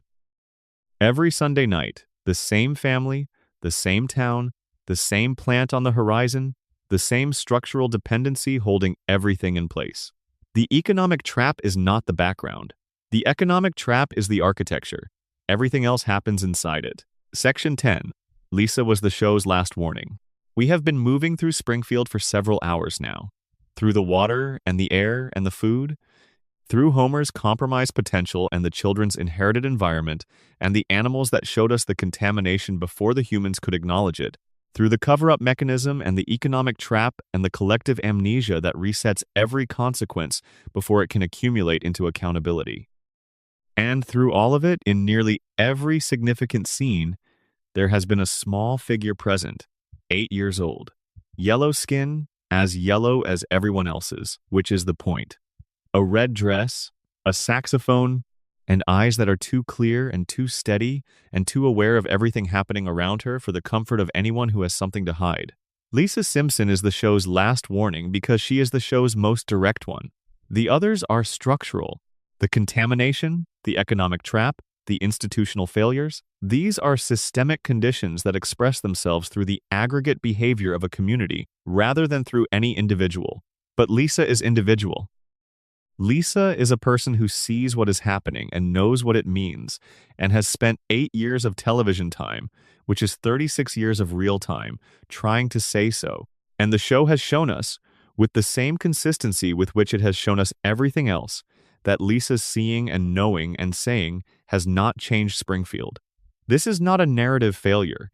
This is the show's most honest admission about the limits of individual clarity in the face of structural conditions. Lisa's intelligence is real. Her perception is accurate. Her analysis is correct. She is right about the pollution, and right about the plant, and right about the economic dependency, and right about the way the town's collective amnesia serves the interests of the person who benefits most from it. She is right about almost everything she ever identifies as a problem. And she is 8 years old, with no economic power, no institutional authority, no political leverage, and a family that loves her but cannot follow her where her mind goes. She is right, and she is powerless. And the show has never pretended otherwise. That honesty is the warning. The show is not offering you Lisa as a solution. It is not telling you that intelligence and moral clarity are sufficient to change the structures that shape a community. It has watched Lisa be intelligent and morally clear for 36 years, and it has shown you that intelligence and moral clarity, without the structural power to act on them, produce isolation rather than change. Lisa does change things, individual episodes, small victories, a particular injustice addressed, a specific harm ameliorated, a single moment where her voice reaches someone who can act on it. But the systemic conditions remain. The plant keeps operating. Burns keeps winning. The water is never tested in a way that produces consequences. The violations remain uncorrected, the cycle resets, and Lisa keeps trying. This is where the show's portrait of Lisa becomes genuinely complicated and genuinely moving, because the show does not let Lisa give up. It does not let her cynicism overwhelm her idealism. She is wrong about the world every day, in the specific sense that the world she lives in does not confirm the worldview she holds, and she keeps holding it. She keeps believing that evidence matters. That truth can be demonstrated. That the right argument made clearly enough to the right audience will eventually produce the change the evidence requires. She is wrong about this, in Springfield, and she is right to keep believing it anyway. Because the alternative is to become the town. To become the person who saw Blinky and accepted the billionaire's performance as evidence, to become the person who voted to keep the lie about Skinner, to become the person who stopped looking because looking was too costly. Lisa's intelligence would not allow her to do that. Her brain was not built for the comfortable fog. The same environment that diminished Homer's capacity may have amplified hers, and the amplification is both her gift and her particular version of Springfield's burden. Homer is released from clarity. Lisa is trapped in it. The radiation, or whatever the environmental force actually is, gave them opposite experiences of the same exposure. And the show's treatment of Lisa, its consistent documentation of her isolation, and its consistent refusal to let that isolation become cynicism, is its most honest engagement with the question that all the other warnings eventually arrive at. What do you do with what you know? If you are Lisa, you keep trying. You keep naming what you see. You keep bringing the evidence to the people who should act on it. You accept that they will usually not act on it, that the structure of the town they live in makes action too costly and silence too comfortable, and you try anyway. If you are Homer, you put the crayon back in because the clarity is unbearable and the fog is home. If you are Maggie, you watch everything and say nothing and wait for the right moment that the show has not yet told us about. If you are the audience, you have a choice that none of them have. You are outside the dome. You are watching from a position that is not subject to Springfield's water and Springfield's air and Springfield's economic dependencies. You have a perspective that Lisa cannot get, and Homer cannot see, and Maggie cannot speak, and the town cannot vote itself into having. The show has been trying to give you that perspective for 36 years. Through every warning it has left in the margins of every episode, through every structural detail it has embedded in the background of every joke, through every reset and every forgotten catastrophe, and every three-eyed fish and every moment where the person who should have asked the obvious question looked away. It has been building the case, patient and consistent and cumulative, for long enough that the case is now overwhelming. Something is wrong in Springfield. Something has been wrong since the opening credits of the first episode. Something that the show has been naming, in its particular language of animation and satire and comedy and occasional heartbreak, since December of 1989. The question it has always been asking is not whether Springfield can be saved. Springfield will not be saved. The reset mechanism guarantees it. The economic trap ensures it. The collective amnesia protects it. Springfield is not a problem that resolves. The question it has always been asking is whether we, watching from the outside, can see it clearly enough to recognize the same patterns in the places we actually live.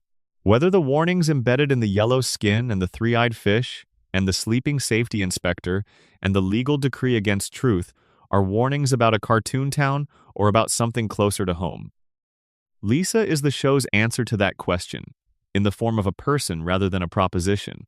She is the demonstration of what seeing clearly costs, and what it requires, and what it produces, and why it is necessary despite producing so little of what clear sight should, in a just system, be expected to produce. She is 8 years old. She has always been 8 years old. She is standing in Springfield with her saxophone and her evidence and her insistence on naming what she sees. And she has been standing there since 1989, and she will keep standing there for as long as the show runs. Because in Springfield, someone has to keep looking, even when looking changes nothing, especially then. Section 11. The predictions were diagnoses, not prophecies. There is a particular pleasure that comes from the internet's relationship with the Simpsons predictions. Someone finds a screenshot, a clip from 1997 that appears in isolation to anticipate something that happened in 2018 or 2022 or last week. The screenshot goes viral. The comments fill with variations of the same amazed observation. The show knew. They predicted it. How did they know? And then, reliably, the skeptics arrive with the correct answer. Coincidence? Volume? Confirmation Bias, a show that has produced nearly 800 episodes of satirical commentary on American culture and society over 36 years, has generated enough content that some of it, by simple probability, will align with future events. The show is not prophetic, it is prolific. The illusion of prophecy is created by the size of the archive and the selectivity of attention. We remember the predictions that came true and we forget the hundreds that did not. This is correct. This explanation is accurate as far as it goes, but it does not go far enough. Because the most interesting thing about the Simpsons predictions is not whether they are genuine foreknowledge, which they are not, but what they reveal about the quality of observation that produced them. And the quality of observation that produced them is the same quality of observation that produced the radiation theory and the economic trap and the institutional cover-up and every other structural warning that the show has been embedding in its content for 3 decades. The writers of The Simpsons were not predicting the future. They were reading the present with more care than the rest of us. The Trump prediction is the most cited example, and it is the best one to work through in detail. In the year 2000, a Simpsons episode depicted a future in which a President Trump had left the country with economic problems for a future President Lisa Simpson to inherit. This is treated by the internet as prophecy. It is not prophecy. It is the observation of several facts that were already visible in 2000 to anyone paying attention. That Trump had been flirting publicly with political ambitions since the late 1980s, that celebrity politicians were becoming an increasingly normalized feature of American political life, that the trajectory of partisan politics was moving toward a form of entertainment-based appeal that a figure like Trump could exploit, and that the existing economic and cultural conditions of the country were creating the kind of anxiety that historically produces populist political outcomes. The writers did not see the future. They saw the present accurately enough to understand where several of its trajectories led. That is not the same thing as prophecy. It is the same thing as diagnosis. Diagnosis is what a doctor does when they look at a patient's symptoms and name the condition those symptoms indicate. A good diagnostician does not have special knowledge of the future. They have a framework for understanding how conditions develop, what symptoms indicate what causes, what trajectories produce what outcomes. Given accurate information about the present, a skilled diagnostician can describe probable futures, not because they can see those futures, but because they understand the processes that produce them. The Simpsons writing staff, staffed with graduates from Harvard and other elite universities, including significant representation from backgrounds in mathematics, physics, computer science, and political theory, was not a room full of psychics. It was a room full of very well-educated, very attentive observers of American culture who spent their professional lives studying the present moment in enough detail to understand which of its trajectories were heading somewhere specific. They diagnosed America, repeatedly, consistently, with enough precision that when the diagnoses eventually manifested as events in the real world, the audience experienced the sensation of déjà vu that we have come to call prediction. But here is what is more important than the predictions themselves: the diagnoses that the show made about structural conditions rather than specific events. The diagnosis of the company town was not a prediction about a specific future event. It was an accurate description of a structural condition that was present in American economic life at the time of the show's creation and has remained present throughout its run. The diagnosis of institutional capture, of the way economic power converts into political power and regulatory advantage, is not a prediction. It is an accurate description of a mechanism that operates in the actual American economy. The diagnosis of collective amnesia as a social strategy was not a prediction about anything that would happen in the future. It was an accurate description of how communities that are structurally dependent on harmful industries process the evidence of that harm. These diagnoses are not predictions that will be confirmed or disconfirmed by future events. They are descriptions of ongoing processes. They are warnings about conditions that were present when the show began, that were present during every season it has aired, and that are present now. The prediction conversation is, in a specific way, the wrong conversation. It focuses attention on the individual instances, the specific events that a specific joke appeared to anticipate, and it does so in a way that allows the structural diagnoses to remain in the background. The prediction conversation turns the show's observations into a parlor trick, a source of amazement and amusement, and in doing so, it diminishes the actual significance of what the show was doing. The show was not predicting events. The show was diagnosing systems. The diagnosis of Burns as a specific type of American capitalist, the one who captures a community's economic life and uses that capture to insulate himself from accountability, is not a prediction about any one person. It is a description of a recurring type. Burns is not unique. Burns is a template.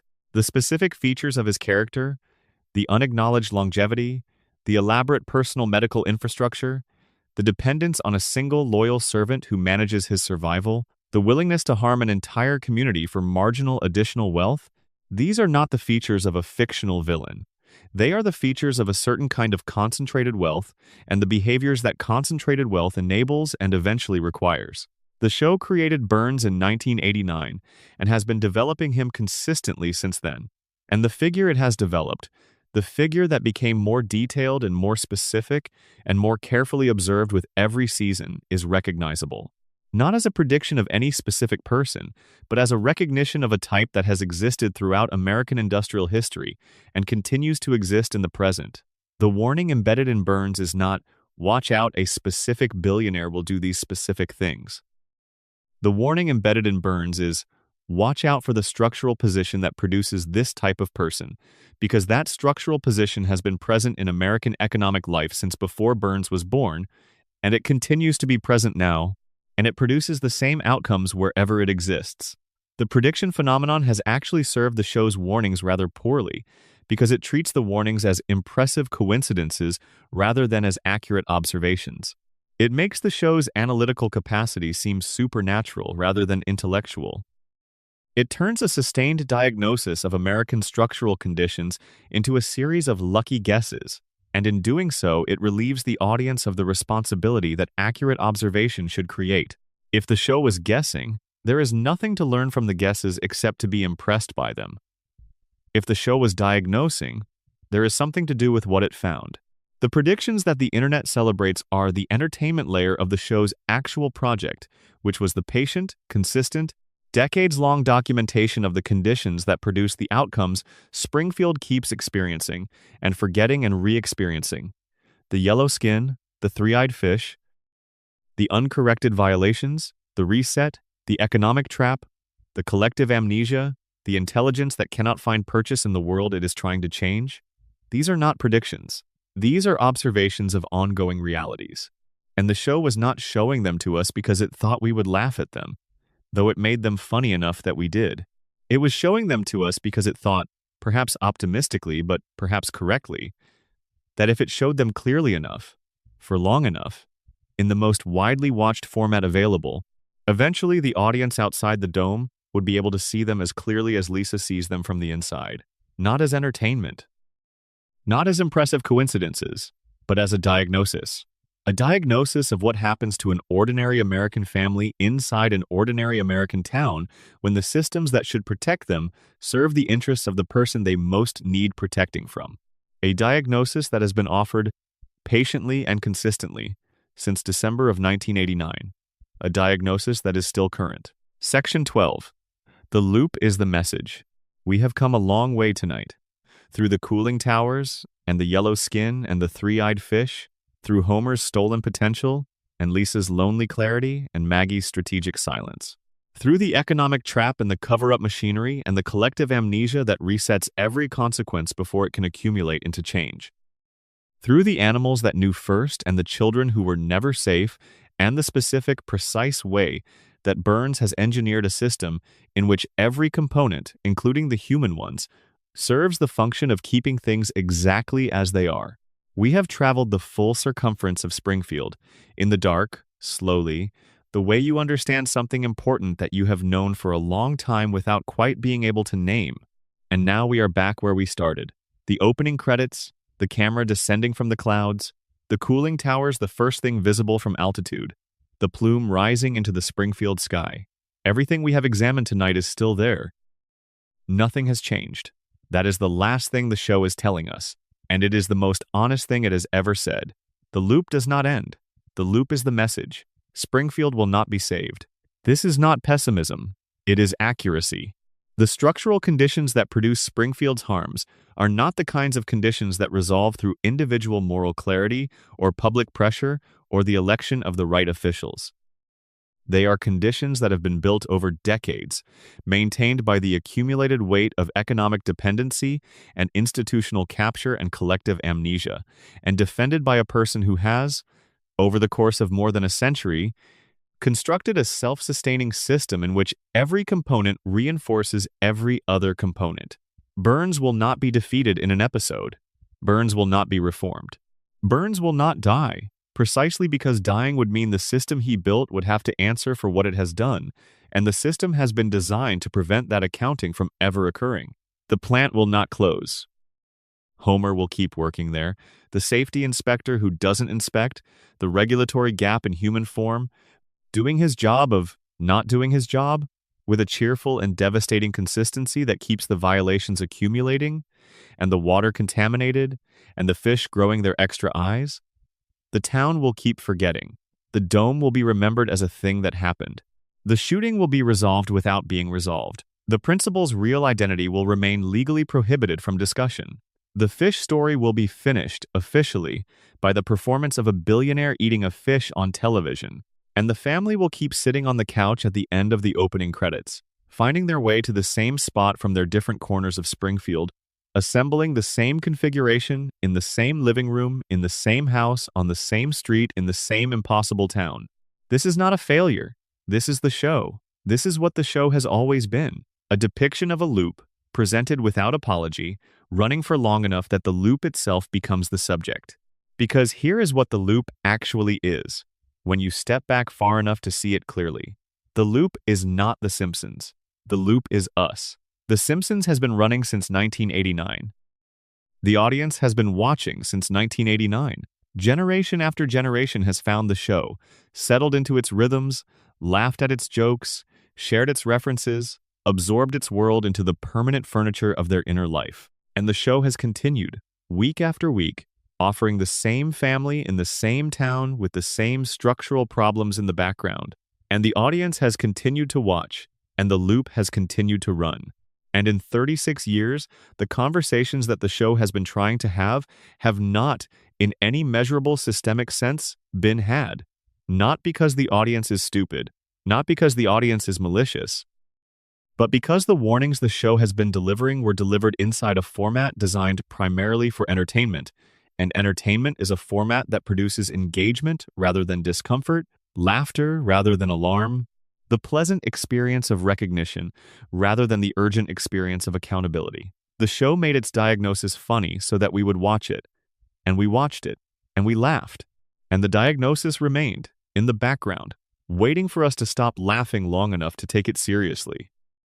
This is the trap that the show built for itself, or perhaps that the show was built into, which is the trap of every piece of genuinely critical art that works well enough as entertainment to achieve mass distribution. The better the entertainment, the more people will watch. The more people watch, the more the entertainment function tends to dominate the critical function. The audience comes back for the jokes, and the structural critique rides along in the joke's pocket, reaching more people than it would have reached as direct analysis, but reaching them in a mode that is not optimally designed for converting reception into action. Lisa is the show's awareness of this trap. She is the voice that keeps naming the problem clearly, keeps presenting the evidence, keeps insisting on the terms of the diagnosis, even knowing that the world she lives in is not structured to act on what she says. She is the show's self-consciousness about its own limitations, and Homer is the show's acceptance of the audience's likely response. He is the part that puts the crayon back, the part that knows what is happening and chooses the fog anyway, because the fog is home and the clarity is too painful to sustain. The show loves Homer for this. It does not condemn him. It understands exactly why he makes the choice he makes, and it holds that choice with a tenderness that is one of the most complicated things television has ever managed to achieve in the context of what is nominally a comedy about a cartoon man falling down. The loop is the message because the loop is also the condition. The same condition that produces Springfield's collective amnesia produces our comfortable distance from Springfield's warnings. The same structural forces that prevent the town from addressing its problems prevent us from seeing those problems as fully our own rather than as someone else's cartoon. The show was not content with this. It kept going. Every season it added more evidence. Every year the case became more complete. Every episode added one more yellow face, one more reset, one more three-eyed fish, one more instance of a warning delivered and ignored. The show is still running. The loop is still running. The cooling towers are still visible in the opening credits, the first thing you see when the camera descends from the clouds.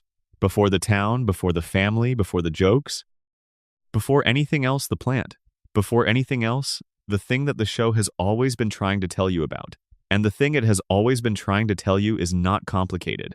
It is not a theory or a speculation or a creative interpretation that requires significant mental flexibility to accept. It is a description of a specific and recognizable structure of harm, operating in a specific and recognizable way, producing specific and recognizable outcomes in the people and creatures and communities it touches. Industrial extraction without accountability produces environmental harm. Economic capture without challenge produces institutional failure. Institutional failure without memory produces collective amnesia. Collective amnesia without interruption produces the permanent loop. The Simpsons knew this in 1989 because these conditions were not new in 1989. They were already old. They were already documented. They were already present in the towns and cities and communities that the show's writers had observed and grown up in and were satirizing. The show did not discover anything. It described what was already there, in a format that would reach more people than any formal analysis could, in a language that those people would absorb without quite realizing they were being told something important. The loop is the message, because the loop is the reality, not just of Springfield, but of the structural conditions that Springfield represents. The loop runs in Springfield because the mechanisms that sustain it, the economic capture, the institutional cover-up, the collective amnesia, the personal incentives of everyone involved to maintain the status quo, rather than face the cost of changing it, have not been dismantled. And they have not been dismantled in the real communities that Springfield was built to reflect. The show did not fix this. The show was not able to fix this. But the show witnessed it. With patience and consistency and genuine intelligence and occasional grace, for 36 years, it witnessed the loop, and witnessing matters, even when it does not produce immediate change. Even when the thing witnessed continues unchanged in the background of the witness. Even when the fish keeps growing its extra eye, and the plant keeps failing its inspections, and the family keeps sitting on the couch at the end of every opening credit sequence, exactly as they were, exactly as they will be, frozen in the last moment before anything had to change. The Simpsons was warning us. It still is. And the warning is not over. The show is still running. The cooling towers are still in the opening frame. The family is still on the couch. Bart is still 10. Lisa is still 8. Maggie is still watching, silent, from the floor, with those enormous eyes that take in everything the town refuses to see. She has been watching for 36 years. She is still watching now. And whatever she is waiting to do with everything she has seen, whatever moment she is holding her silence in preparation for, it has not yet arrived. But the show has never been in a hurry. Springfield has always been there when you come back. The loop will run again on Sunday. The cooling towers will still be the first thing visible from altitude. And somewhere in the background of every joke, in the margin of every episode, in the yellow light that falls on every yellow face in the most famous fictional town in the history of American television, the warning will still be there. The show has been patient for 36 years. It can afford to be patient a little longer. Rest now. The town will be here when you wake up. The same town, the same family, the same warnings. Still waiting for someone to really hear them. Still patient. Still there. Appendix. The details the show hid in plain sight. Extended background section, continued narration for long play version. There are details in The Simpsons that deserve more time than the main narrative allowed for them. Details that are small and individually forgettable, but that accumulate, if you let them, into something that changes the quality of your attention when you watch the show. Let us visit some of them now. In no particular order, the way you revisit a familiar place after a long absence and notice the things you stopped noticing years ago. The skeletons in the basement. During the inspection that found 342 violations, the inspectors found human skeletons in the basement of the nuclear power plant. The show mentions this detail and moves on. It does not return to it. It does not explain who the skeletons were. It does not identify them as former employees, as victims of an industrial accident, as evidence of a crime. It simply notes that there are human remains in the sub-basement of an operational nuclear reactor facility, and then it moves to the next violation on the list. Human skeletons in the basement of a facility with a documented history of covering up harm. In a town where the medical establishment appears not to investigate anomalies. In a community where the owner has, for over a century, employed the full force of his wealth to ensure that accountability never reaches him. The show gave you those skeletons and it trusted you to sit with the implications without spelling them out. The implications do not require extensive analysis. They are the natural conclusion of a century of uncorrected violations and a culture of managed silence. Who were they? The show does not say. Springfield will not say. And the judge has not issued a decree on this particular subject, so it is, technically, still legal to ask. The Itchy and Scratchy Show. Within the world of The Simpsons, the children of Springfield watch a cartoon called Itchy and Scratchy, which depicts a mouse and a cat in extreme, inventive, perpetual mutual destruction. The cartoon within the cartoon is a satire of violent animation, a joke about the genre conventions of early television cartoons, and the ways in which animated violence was normalized for children through the decade-spanning run of shows like Tom and Jerry. This is the surface reading. But Itchy and Scratchy is also, within the logic of Springfield's universe, the entertainment that Springfield's children absorb alongside everything else they absorb from their environment. The normalized violence, the acceptance of extreme harm as a source of pleasure, the expectation that destruction will always be followed by recovery, that nothing that happens in the world of the entertainment actually has lasting consequences. Springfield's children are watching the reset mechanism dramatized for their entertainment from the time they are old enough to sit in front of a television. They are learning, in the language of their most beloved cartoon, that harm is temporary, that consequences dissolve, that the world returns to its prior state after every catastrophe, because that is how stories work. And then they grow up in Springfield, where harm is structural and consequences do dissolve, and the world does return to its prior state after every catastrophe, because that is how the reset mechanism works. The children of Springfield are being trained, by their entertainment, to accept the logic of their environment. The same reset that makes Itchy and Scratchy funny is the reset that makes Springfield's collective amnesia bearable. The same pleasure they take in watching the cat recover from impossible damage is the same ease with which they watch the dome come down and rise again, and the fish story end, and the violations persist and life continue. Itchy and Scratchy is not a joke about violent cartoons. Itchy and Scratchy is a warning about how cultural artifacts train populations to accept the conditions of their lives. The show put a cartoon within the cartoon, a mirror within the mirror, and in the gap between the two, it placed the question it could not ask directly: what does the entertainment you consume teach you to accept? Marge's hair. Marge Simpson's hair is a tower. Blue, vertical, maintained in perfect structural integrity across 36 years without apparent chemical support. It is one of the show's most iconic visual elements and one of its most consistent objects of comedy. The jokes about Marge's hair are straightforward. It is absurdly tall, it defies gravity, it survives wind and rain and physical comedy intact. But Marge's hair is also something the show treats with unusual consistency as an indicator of her psychological state. When Marge is anxious, when the stress she is carrying becomes too heavy, when the coping mechanisms she has deployed to manage a life that asks more of her than she perhaps ever intended to accept begin to strain, her hair develops a specific tell. It develops an unusual flatness in a particular location, a place where the tower loses a little of its structural integrity.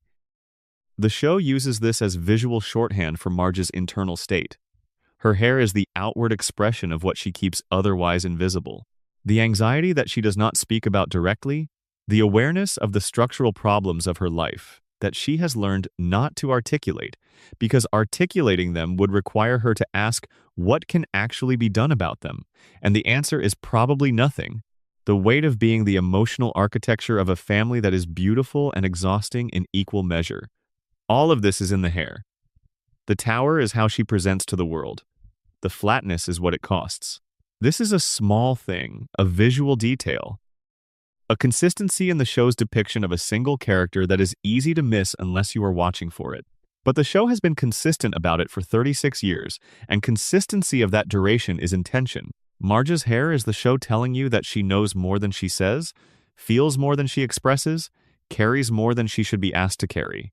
That the patient, long-suffering, fundamentally decent woman at the center of the family's emotional life has an interior life that the comedy cannot fully reach, that the format cannot fully show, that the tower of blue hair contains but cannot entirely conceal. She is the most warning-adjacent character in the family, in a specific sense. Not because she sees the structural problems most clearly, though she may, but because she has made the choice that the show depicts with the most ambivalence, the choice to maintain the structure. To hold the household together, to be the thing that does not change when everything around her is too unstable to absorb another variable. Marge's choice to stay, to hold, to maintain, is what makes the family viable and what makes the loop possible. Without her, the household would not sustain the preconditions for the reset. Homer needs someone to come back to. The children need the house to be there. The economic arrangement that keeps them all in Springfield and keeps Springfield functioning as Burns requires it to function depends on there being a home to which the working man returns at the end of the episode. Marge is the institution within the institution, the domestic counterpart to the structural arrangements that hold Springfield in place. She is held in place by the same forces that hold everything else, and she has been held there, with her tower of blue hair and her flatness in the place where the stress shows, for 36 years. The show loves her for this too. It loves all of them, in the way that you can love something clearly and sadly, seeing it for what it is and wanting something better for it, and knowing that wanting is not enough to make it happen. The show was always a love letter and a warning simultaneously, not one or the other, both at once, in the same frame, the comedy and the critique, the warmth and the alarm. It has been both things for 36 years, and it is still both things now. The cooling towers are still in the opening frame. Lisa is still playing her saxophone at the school bus window. The family is still assembling on the couch. The loop is still running. And the warning is still there, exactly where it has always been, in the yellow light over Springfield, rising slowly from the cooling towers into the dark, above a town that will not look up, still patient. Still there, still waiting, sleep well. End of script. Total approximate word count, 43,500 plus. Sections, 12 major sections plus appendix. Structure optimized for 11 labs narration, no stage directions, no parentheticals, continuous prose narration throughout. Extended section, Homer's body as a record of Springfield. Let us spend more time with Homer's body, because Homer's body is the show's most detailed and most sustained piece of evidence. Not his mind, not his history, not the economic circumstances that shaped his life, his physical body. The container in which he has been living for 36 years, the biological system that has been absorbing Springfield's water and breathing Springfield's air, and spending 40 hours a week in proximity to an active reactor core with 342 uncorrected safety violations. Homer Simpson's body is extraordinary. This is not a compliment in the conventional sense. It is an observation about the degree to which his physical form deviates from what a normal human body can endure. Homer has been shot. He has been electrocuted at voltages that would kill a healthy adult. He has fallen from heights that should have broken every bone he possesses.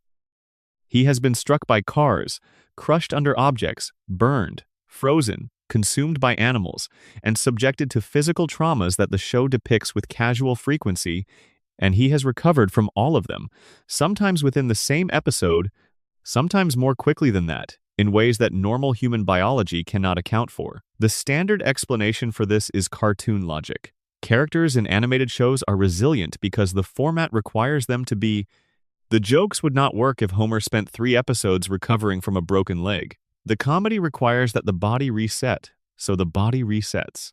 This explanation is accurate within the context of production logic.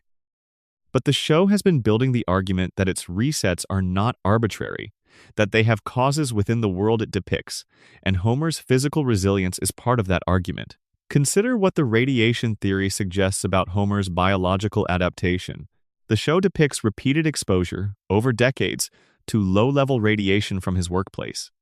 It depicts the cognitive effects of that exposure through the crayon storyline and through Homer's documented IQ. But radiation exposure does not produce uniform effects across all biological systems. Some systems are damaged by it.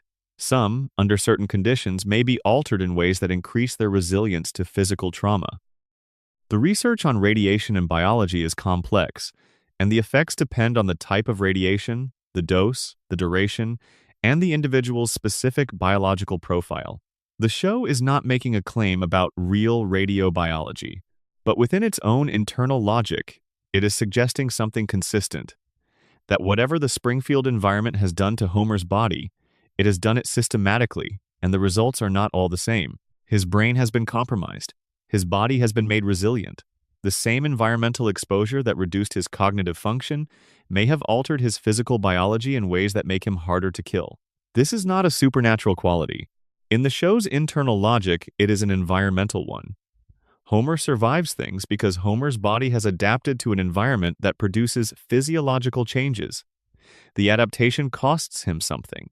It costs him the intelligence he was born with, the potential for, but it gives him something else, a physical durability that would be described as a superpower in any other narrative context and is treated as background comedy in this one.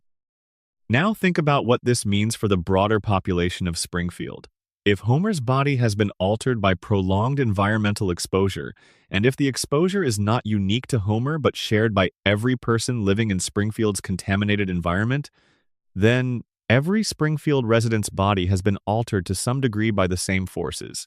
The alterations are not uniform. Homer's specific profile of high physical resilience and low cognitive function may be one end of a spectrum. Maggie's apparent intelligence enhancement may be the other end. Every person in Springfield may occupy some position on a range of biological alterations produced by the same environmental cause. The yellow skin is the visible marker that all Springfield residents share. But what the yellow skin is marking may not be a single specific biological change.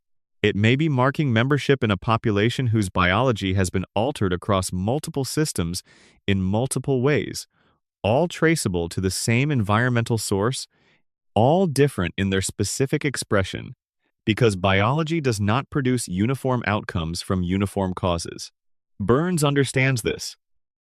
The show makes clear that Burns has personal physicians, private medical research, and a deep personal familiarity with the effects of radiation on biological systems because his own survival depends on managing those effects in his own body. He is, in a sense, the person in Springfield who most clearly sees the population around him as a radiation-affected population because he is a radiation-affected person himself and has spent a century studying and managing that condition.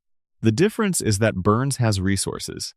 He has access to the medical interventions that keep his radiation-affected body functioning. The population around him does not have those resources. They have the exposure without the management, the alterations without the treatments, the biology modified by the environment without the pharmaceutical support to maintain equilibrium between all the systems that modification has disrupted. Burns is the model. His body is what Springfield's environment does to a person, managed with sufficient resources to produce a functional outcome. The residents of Springfield are what Springfield's environment does to a person without those resources. The same exposure, different outcomes, because access to the management of the exposure's effects is not distributed equitably across the population. This is the show's most specific economic argument. The person who created the harm has the resources to manage its effects in his own body, while the population bearing the harm does not. Homer's extraordinary physical resilience is not a joke. Homer's extraordinary physical resilience is the unmanaged version of what Burns's treatments manage.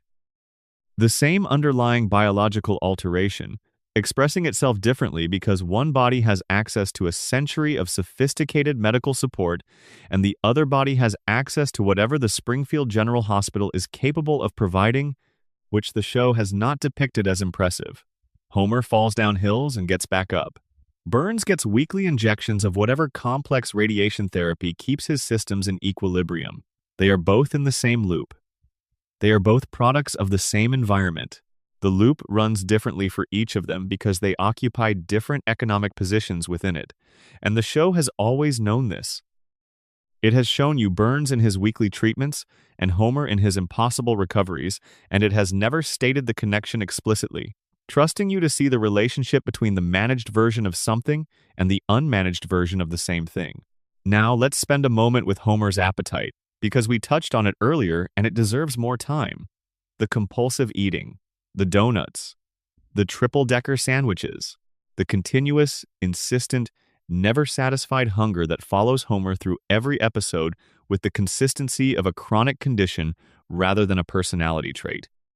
The show plays this for comedy, and the comedy works because excess is inherently funny in the animated register, and because Homer's relationship with food produces some of the show's most beloved visual gags. The glazed eyes at the sight of a donut, the cartoon steam rising from a particularly desirable food item, the sound effects that accompany Homer's consumption.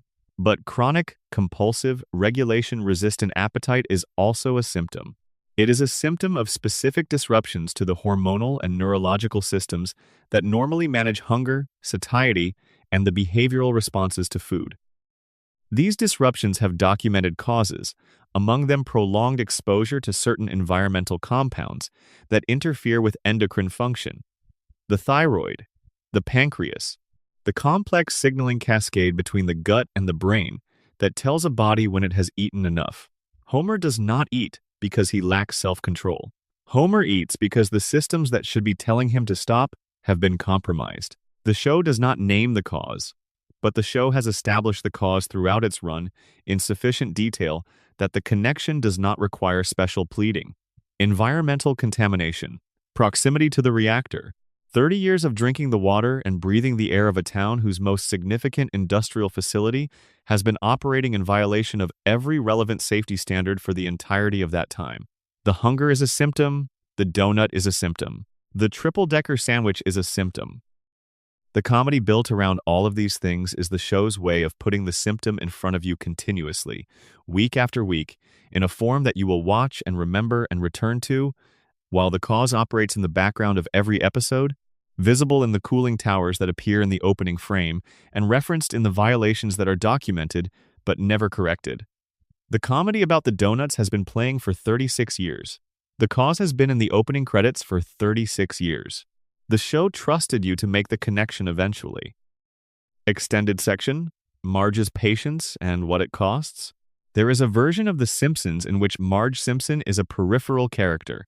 She is the responsible adult in a household of irresponsible people. The voice of reason that is reliably overruled. The person who holds the household together while everyone else creates the crises for her to manage. In this reading, Marge is functional rather than interesting, a plot device more than a person, the container in which the family's more colorful members live. This reading is not entirely wrong, but it misses something important. Marge is not peripheral to the show's warnings. Marge is the show's most precise and most complicated warning about what structural conditions do to people who are fundamentally decent and fundamentally limited in their power to change those conditions. Let us think about what Marge's life actually is, stripped of the comedy register. She is a woman who grew up in Springfield, which means she grew up in the same contaminated environment as everyone else, drinking the same water and breathing the same air, bearing the same yellow skin that marks every Springfield native. She met Homer in high school, in Springfield, which means the person she fell in love with was already, in some measure, the product of the environment they both grew up in. The relationship began inside the conditions it would continue inside. She married Homer. She had 3 children. She manages a household on a budget that is always exactly sufficient to prevent genuine disaster, while never being sufficient to provide meaningful security. The house on Evergreen Terrace is paid for, barely. The children are fed. The bills are managed. The crises, which arrive with the regularity of the tides because Homer generates them with the same reliability that the plant generates its violations, are absorbed and resolved and forgotten by the following episode. Marge makes this possible, all of it. The family's survival is not primarily Homer's achievement. Homer is frequently the source of the threat rather than the barrier against it. The family's survival is Marge's achievement, maintained through the continuous application of her energy, her patience, her willingness to absorb what the household requires and to give what it needs before it asks. The show has documented the cost of this in a way that is easy to miss because the cost is not dramatic. It is not expressed in a single devastating scene or a storyline that runs across multiple episodes. It is expressed in small, quiet moments that the camera finds and holds for a beat before the comedy reasserts itself and the moment passes. The sigh. The particular way Marge sighs when she processes something difficult that she has decided not to address directly. A patient exhalation of the energy it takes to hold everything together. There is a specific quality to Marge's sigh that the show's voice performers have maintained with extraordinary consistency across 3 decades. It is the sound of a person managing their own feelings in real time, deciding not to say the thing they could say, doing the calculation that asks whether saying the thing is worth the cost of saying it, and determining, as they almost always determine, that it is not. This is what the structural conditions of Marge's life produce. Not rage, not despair, not the breaking open of feeling that might be cathartic if allowed, a managed sigh, a swallowing of what would take too long to say. A continuous, daily, hourly suppression of the awareness that the situation she is in is not the situation she would have chosen if choosing had been fully available to her. Was choosing fully available to her? The show is ambivalent about this, which is to its credit. It depicts Marge as an agent, a person who makes choices rather than a person to whom choices happen. She chose Homer. She chose to marry him. She chose, in several episodes where leaving was a genuine available option, to stay. These choices are depicted as real choices, made by a person exercising real agency, but the context of those choices, the circumstances in which they were made.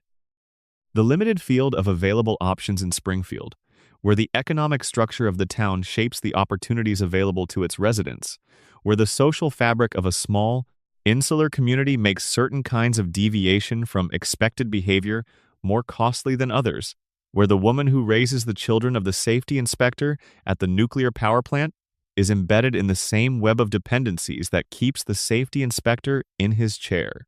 The context does not make her choices unreal, but it makes them choices made within a set of constraints that were not of her design and not of her choosing.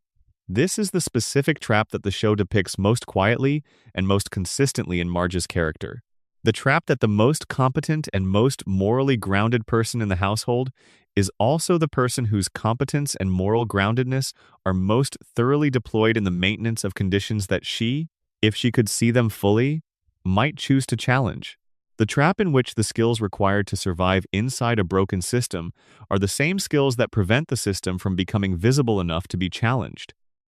Marge holds the household together because the household needs to be held together. The household needs to be held together because Homer cannot do it and the children are children. Homer cannot do it because his cognitive function has been compromised by a crayon and 3 decades of environmental exposure in a facility that should have been corrected years before he was assigned to it. The facility should have been corrected but was not because the owner refused to spend the money and the safety inspector was asleep and the regulatory bodies lacked the independence to compel compliance. The entire chain runs back to the plant. And the person at the end of the chain, the person who absorbs the cost of everything the chain produces, is Marge, standing in the kitchen, folding laundry, sighing. The show knew this. It showed you this in the patient domestic register across 36 years of episodes, not loudly, quietly. In the way that quiet things communicate when you have given them enough time and enough attention, there is one episode that the show uses to bring this subtext close to the surface, and it does so briefly and with the careful, almost clinical restraint that characterizes the show's best moments. It is the episode where Marge develops a gambling addiction. The specific content is less important than the form. A person whose life requires her to be continuously competent and continuously controlled finds a space in which the control can be released. The gambling is not about money, it is about permission. The permission to want something for herself. The permission to take a risk that is not in service of anyone else's needs. The permission to be selfish in a small, contained, ultimately recoverable way. The show handles this with sympathy and without condemnation. It understands exactly why a person in Marge's position might find a slot machine or a card table to be the only space in her life where the requirements of the environment are temporarily suspended. The addiction is a symptom of the conditions it emerged from. The conditions did not change when the addiction was resolved. Marge went back to the kitchen, Homer went back to the plant. The family returned to its baseline. The reset. The reset is always the thing that shows you who the story is really about. In Springfield, the reset reliably reveals what has not changed. And what has not changed is Marge. Standing in the kitchen, managing the household, absorbing the costs, sighing the sigh. The show loved her for this. It was honest about what it cost her. It could not change it for her, because the conditions that produce the cost are not conditions that change within the show's structure. But it showed you the sigh. It kept showing you the sigh. For 36 years. The sigh that says more than everything else the show could not say directly. That sigh was a warning too, about what happens to the people who hold things together inside systems that are not designed to protect them. About what patience costs, over time, in a town where patience is the only affordable response to conditions that should have been changed long ago. Extended section. Ned Flanders and the Punishment of Goodness. Ned Flanders lives next door to the Simpson family. He has lived next door to them for 36 years, in the same house, on the same side of Evergreen Terrace, with the same cheerful consistency that has made him one of the show's most beloved and most analyzed characters. He is kind. He is generous. He is an unusually attentive and loving father. He is physically healthy, financially responsible, actively engaged in his community, and possessed of a personal faith that he practices with genuine devotion rather than as social performance. By any conventional metric of what a good life looks like, Ned is living one. And the show has spent 36 years showing you what happens to a person like Ned inside a place like Springfield. What happens is not good. Ned's wife Ma was killed at the Springfield Speedway when a t-shirt cannon misfired because Homer was trying to catch the t-shirts for himself.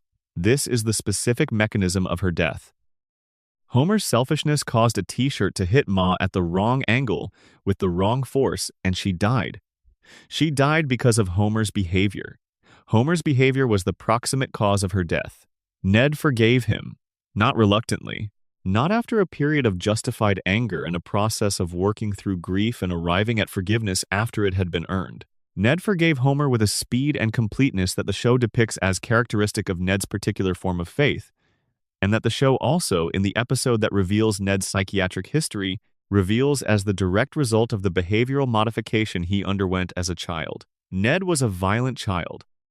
His beatnik parents, rejecting conventional discipline, brought him to a psychiatrist who spent an extended period conditioning the aggression out of him. The result is the Ned of the present day. A man whose capacity for anger has been so thoroughly suppressed by his early conditioning that he cannot access it under normal circumstances. His patience is not natural. His forgiveness is not freely chosen, at least not in the sense that it emerges from a fully integrated self that considered the alternatives and selected magnanimity. His goodness is, in significant measure, a behavioral cage built around him before he was old enough to choose. This is complicated. It does not make Ned's goodness false. A person can be genuinely good through the operation of conditioning as much as through the operation of freely chosen character. The outcomes are the same. The neighbor who lends you his lawnmower without being asked is being a good neighbor whether or not the impulse toward lending came from a traumatic intervention in his childhood psychology. But the show is not presenting Ned's goodness as simply good. It is presenting it as a construction and asking what it costs to construct it and what it costs to maintain it. The maintenance cost becomes visible when the conditioning fails. When Ned's hurricane-destroyed house is rebuilt by Springfield's well-meaning but unskilled volunteers and collapses immediately, the failure of the structure triggers a failure of the psychological one. Ned erupts. Years of managed feeling break through the conditioning and come out in a flood of specific, accurate, cataloged grievances about every person who has wronged him over the course of his time in Springfield. And then he is institutionalized. His breakdown is treated as a medical event requiring clinical intervention. The feelings he expressed, which were accurate and which were the natural response of a person who has been bearing genuine harm without acknowledging it, are treated as symptoms of illness rather than as appropriate responses to conditions. He is medicated and counseled back into functionality, which is to say he is counseled back into the ability to suppress the feelings that the breakdown revealed, and he returns to Evergreen Terrace and his characteristic kindness, and his ready forgiveness and his genuine devotion to his faith and his neighbors. Nothing about the conditions that produced the breakdown was addressed. The house on his side of Evergreen Terrace was rebuilt, eventually, properly. But the conditions in Springfield that make living there, for a genuinely decent person, a source of sustained, unprocessed harm, those conditions remain unchanged. Burns is still across town. Homer is still next door. The plant is still in the opening credits. The water is still the water. Ned returned to a fixed house and an unchanged Springfield. The conditioning held. It always holds because the alternative to the conditioning holding is another breakdown, and another institutionalization, and another round of clinical management of the symptoms of living in conditions that the system cannot afford to change. The show uses Ned to examine a specific and important question. What does systemic harm do to the people who respond to it with goodness rather than with rebellion or resignation? What does the maintenance of genuine moral integrity cost inside conditions that do not reward it? The answer the show provides, across 36 years of Ned's cheerful presence and his occasional visible strain and his loss and his recovery and his loss again, is that it costs everything over time. Not all at once, gradually. The way the contamination accumulates, the way the violations go uncorrected, the way the resets happen and the costs accrue below the visible line until they break through in floods that get treated as illness rather than response. Ned Flanders does everything right. He has always done everything right. He loves his neighbors, including the neighbor who is responsible, directly or indirectly, for most of the significant losses of his adult life. He attends church every Sunday and prays with genuine devotion. He raises his children with patience and care. He tends his property. He offers help before it is asked for. And God talks to Homer. This is the show's final word on Ned, delivered in the specific form of a theological joke that is also, if you take it seriously, a devastating statement about the relationship between moral behavior and divine reward in the Springfield universe. Homer Simpson, a man who sleeps in church, who rarely attends services voluntarily, who has a documented and extensive history of selfishness, impulsive behavior, and the casual disregard of consequences that has contributed to or directly caused harm to the people around him, has had multiple direct conversations with God. God has appeared to Homer. God has spoken to Homer personally.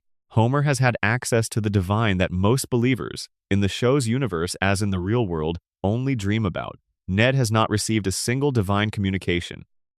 Ned, who has organized his entire life around his faith and his relationship with God, who goes to church without needing to be compelled, who prays with visible and genuine feeling, who structures his moral life around a relationship with the divine that is the most real and most animating thing in his existence, has been met with silence. The drunk gets the vision. The devoted one gets nothing. This is not the show saying that God does not exist in Springfield's universe, because God does exist there. Homer's conversations with God are canonical. The show is not making a point about the absence of the divine. It is making a point about the distribution of the divine's attention within a system that does not operate on the logic of moral reward. The system of Springfield, the full architecture of its harms and its resets and its structural dependencies, does not operate on the logic of moral reward. Burns wins because Burns has money, not because Burns is good. Homer survives because the show needs him to survive, not because Homer deserves protection. Springfield forgets because the system requires it to forget, not because the residents have earned the right to move on. And Ned gets the silence, not because he has failed to earn the conversation, but because the system he is operating within is not structured to deliver it to the people who have most honestly sought it. This is the show's quietest and most devastating argument. The world of Springfield does not, in any meaningful operational sense, reward goodness. It rewards economic power.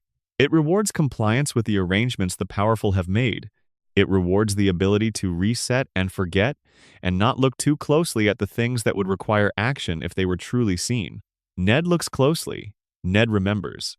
Ned forgives because his conditioning requires it, but underneath the forgiveness, the show has shown us there is someone who has not forgotten.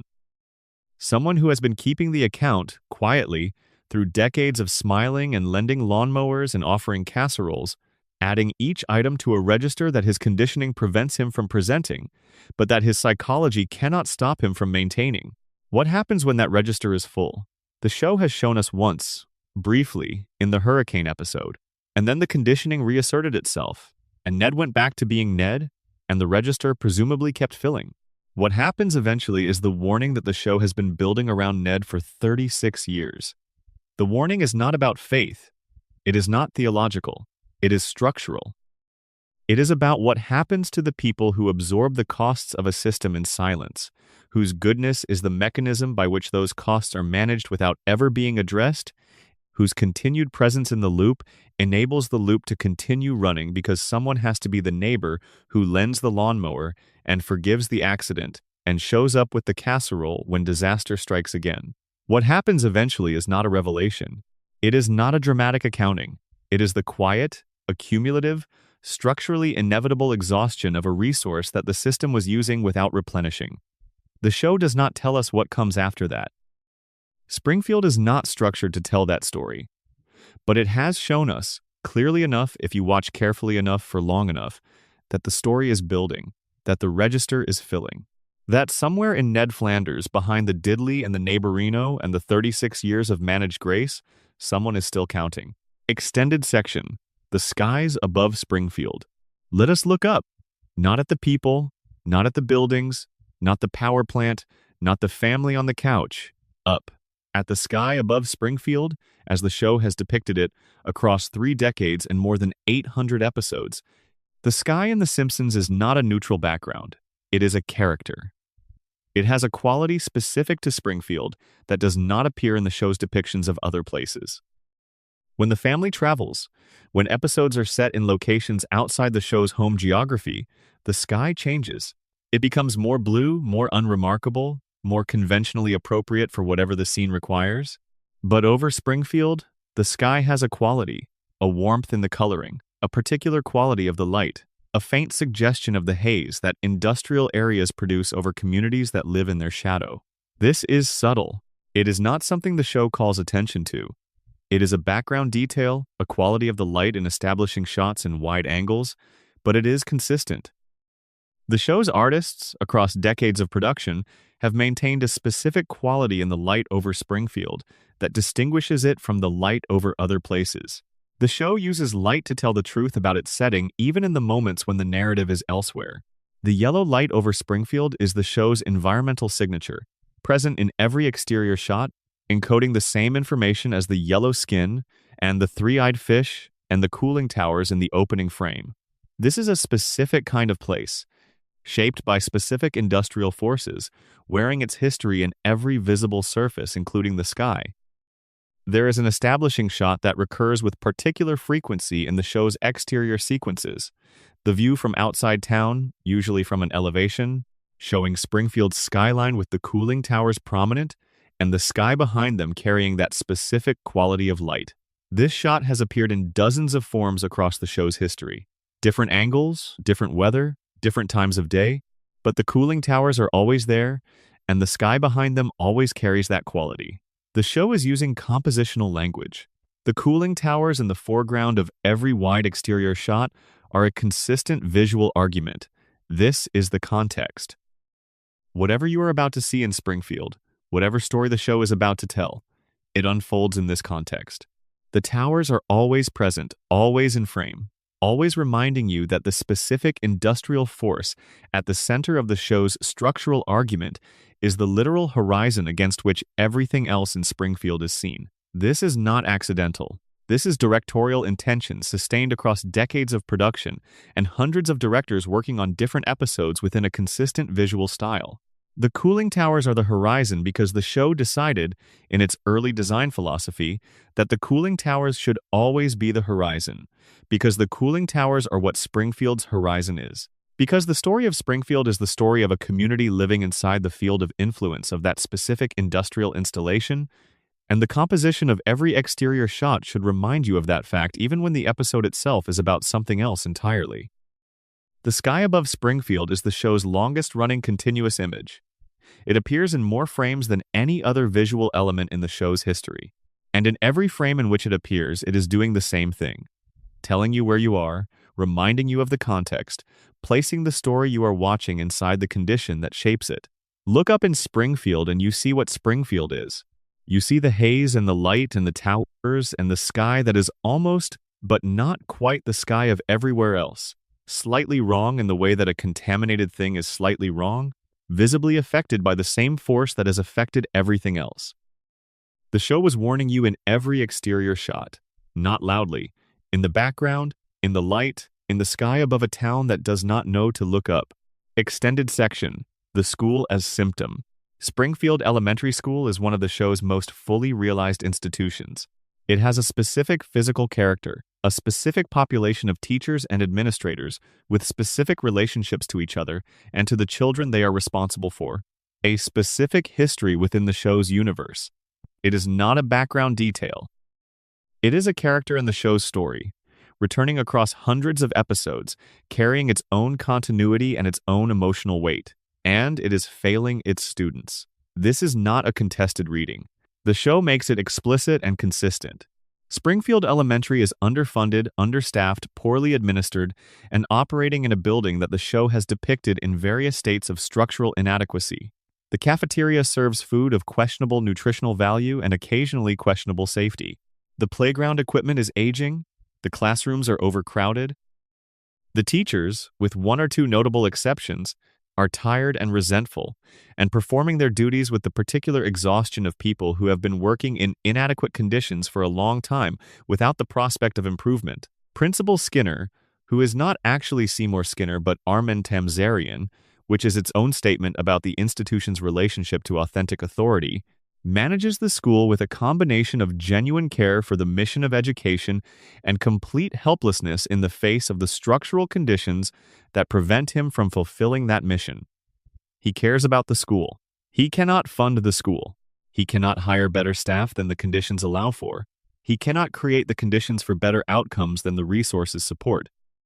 He is, in the operational sense, the educational equivalent of Homer, a person in a position whose purpose he cannot fulfill because the conditions of his employment have been shaped by someone whose interests are served by his not fulfilling it. When Burns dug the oil well beneath Springfield Elementary and captured the resulting revenue, he did not merely take money from a school. He took money from the specific institution responsible for the cognitive development of the children of his workforce. The children who would grow up to either work for him or not work for him, who would either develop the capacity to understand the conditions of their lives or not, who would either become the kind of people who ask questions about three-eyed fish, or the kind of people who accept the billionaire's television performance as resolution. The school that produces analytical citizens is a problem for Burns. The school that produces compliant workers is an asset. And the school that is underfunded and overcrowded and staffed by people who are too exhausted to do their best work is the school most likely to produce the latter rather than the former. This is not a claim that Burns consciously designed the school to fail. The show does not go that far. Burns's relationship with Springfield Elementary is depicted more as strategic indifference than active sabotage. The school exists. He does not help it. He occasionally makes things worse for it through the ordinary operation of his business interests, and the consequences for the school's students are the natural results of that indifference. Strategic indifference is still a strategy. The absence of support for an institution that you have the resources to support in a community that is economically dependent on your goodwill is a choice that produces specific outcomes that happen to serve the interests of the person who made the choice. Lisa knows this. Of course Lisa knows this. She experiences the underfunding of her school as the specific, daily frustration of a mind that requires resources it is not being given. She is intellectually starving in a building that does not have what she needs. She compensates through self-education, through the library, through the occasional relationship with a teacher who can meet her where she is. But the compensation is work. Additional work piled on top of the work of being 8 years old and brilliantly, exhaustingly alive in a world not designed for her. Bart knows this differently. Bart experiences the school's inadequacy as the mismatch between his specific intelligence and the specific ways that intelligence is not valued or served by the institution he is required to attend. He is not stupid. The school treats him as stupid because the school is not capable of recognizing the kind of intelligence he has, and the school is not capable of recognizing it because recognizing it would require resources and approaches that the school does not have. The institution fails Bart not because his teachers are malicious, but because the institution has been shaped by conditions, economic and structural, that prevent it from serving students like Bart. The mismatch between the school and the student is not a personal failing on either side. It is a structural outcome. And this structural outcome, this specific and common failure in which a child's particular form of intelligence is rendered invisible or pathologized by an underfunded institution operating in a captured community, is one of the show's most consistent and most recognizable warnings. Because it is not unique to Springfield. Because it is the kind of outcome that the specific economic conditions the show is depicting reliably produce. In Springfield and in the real communities, Springfield was built to reflect. The school is failing because the school was never given what it needed to succeed. The school was never given what it needed because the person with the most resources in the community made the calculation that a failing school served his interests better than a thriving one. And the students in the school, including the ones who are brilliant and curious and capable of becoming exactly the kind of people who might eventually figure out what is happening in Springfield and why, are carrying the weight of that calculation in their daily lives. Bart's bad grades are an indictment, not of Bart, of the system. Lisa's isolation is an indictment, not of Lisa, of the structure. The school is a symptom of the same condition as the plant and the water and the yellow sky. An institution that was supposed to protect and develop the community's most important resource, its children, abandoned to the structural logic of an economy in which that resource is most valuable when underdeveloped. The show put the school in the opening credits alongside the power plant. It put the school bus and the classroom and the children in frame with the same consistency with which it put the cooling towers.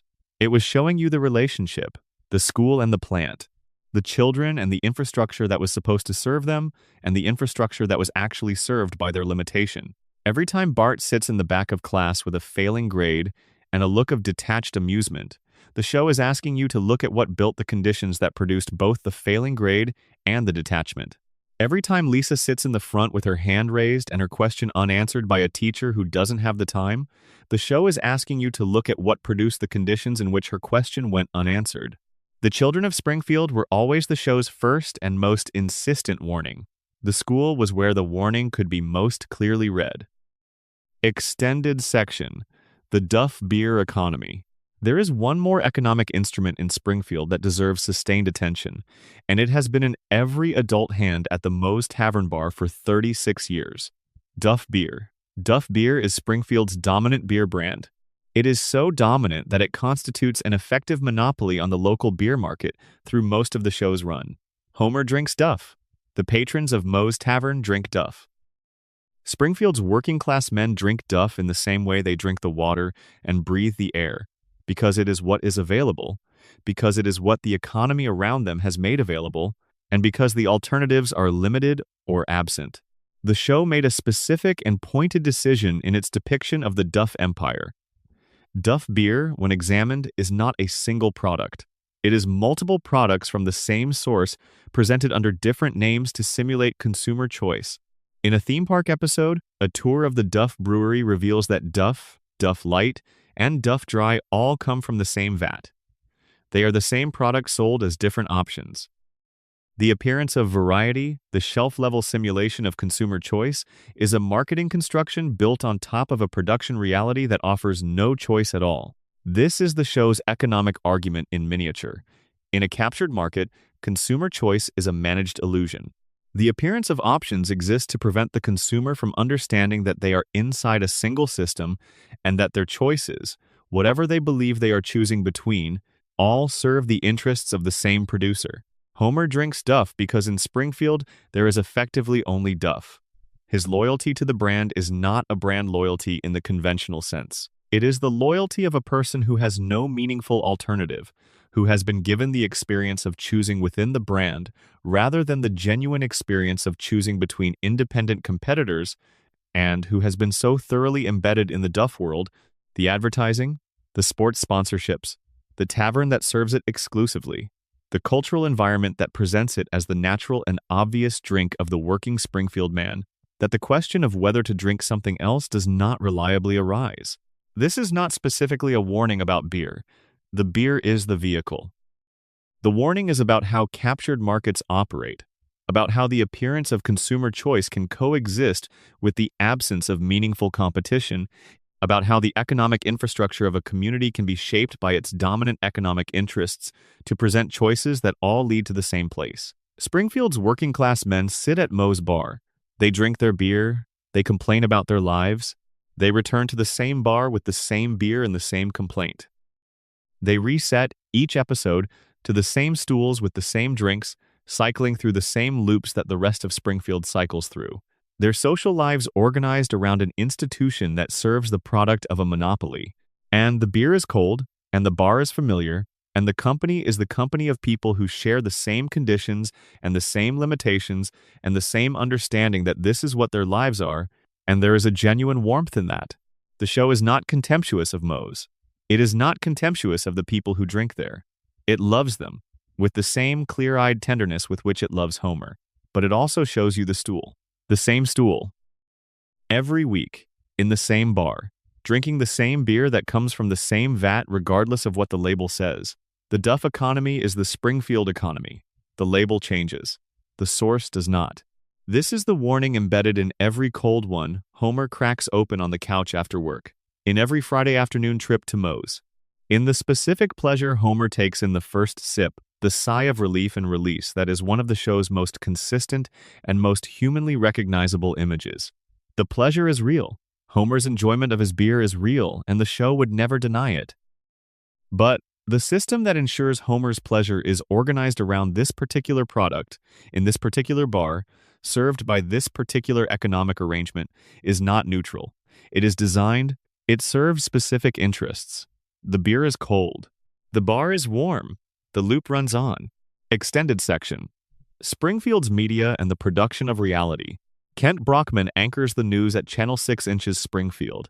He has been anchoring it for 36 years. He is the face through which Springfield receives its understanding of events in and around the town, the mediating presence through which public information is processed and delivered, the institutional voice through which the news becomes the news. He is also thoroughly, specifically, and consistently unreliable. Kent Brockman's unreliability is played for comedy across dozens of episodes. He panics on air. He takes the wrong side of stories without verification. He is easily swayed by whoever is on camera with him. He is susceptible to flattery and hostile to anything that challenges his comfort or his standing. He performs certainty he does not have. He performs authority he has not earned. In the famous Ant Colony episode, Brockman sees footage from a space mission that he misidentifies as evidence of giant alien insects about to invade Earth. He immediately and publicly pledges his allegiance to the new insect overlords, abandoning any pretense of journalistic independence at the first appearance of an authority he believes is greater than his employer. This is a specific joke about media behavior, and it is one of the show's sharpest. The journalist who is supposedly holding power accountable discovers, the moment actual power appears on his horizon, that he has no commitment to the truth that would survive the prospect of losing access. His allegiance is not to his audience or to the facts. His allegiance is to whoever can reward him and punish him. When a new power structure appears to be forming, he adapts immediately. But Kent Brockman is also, within the show's universe, the person through whom Springfield's news is filtered. Everything significant that happens in Springfield passes through his reporting before it reaches the public. The three-eyed fish story ran on his broadcast. Burns's public consumption of Blinky was a media event that Brockman covered. Every public crisis, every political development, every moment when the structural conditions of Springfield's life became newsworthy, Kent Brockman was the lens through which the news was focused. And Kent Brockman is not trustworthy. He is not independent. He is reflexively deferential to power. He is susceptible to spectacular stories that do not require hard work to report, and resistant to structural stories that require sustained attention and the willingness to challenge the interests of advertisers and owners. The show's Springfield media operates the way the show's Springfield government operates, not through active, dramatic corruption, but through the structural deference of institutions that depend on the goodwill of the same concentrated power that they should be providing oversight of. Channel 6 needs advertising. Advertising comes from businesses. The largest business in Springfield is the power plant. The power plant is owned by Burns. Burns benefits from the continuation of conditions that a truly independent media would investigate and publicize. Channel 6 is not independent. Its dependence is not unusual. Its specific patterns of deference and distraction, and the occasional spectacular overreach in one direction, followed by the equally spectacular retreat in another, these are recognizable to anyone who has watched actual local news in actual American communities where a single dominant economic interest shapes the information environment. The show was not satirizing news in the abstract. It was depicting the specific failure mode of local news in a company town, the news organization whose operational independence is undercut by its economic dependencies on the very interests it should be covering, producing coverage that is spectacular where it should be investigative and deferential where it should be challenging, and that leaves its audience informed about the dramatic surface of events, while systematically underinformed about the structural conditions that produce those events. Springfield does not know what is happening to it because the institution that should be telling it has been shaped by economic pressures that make that telling impossible.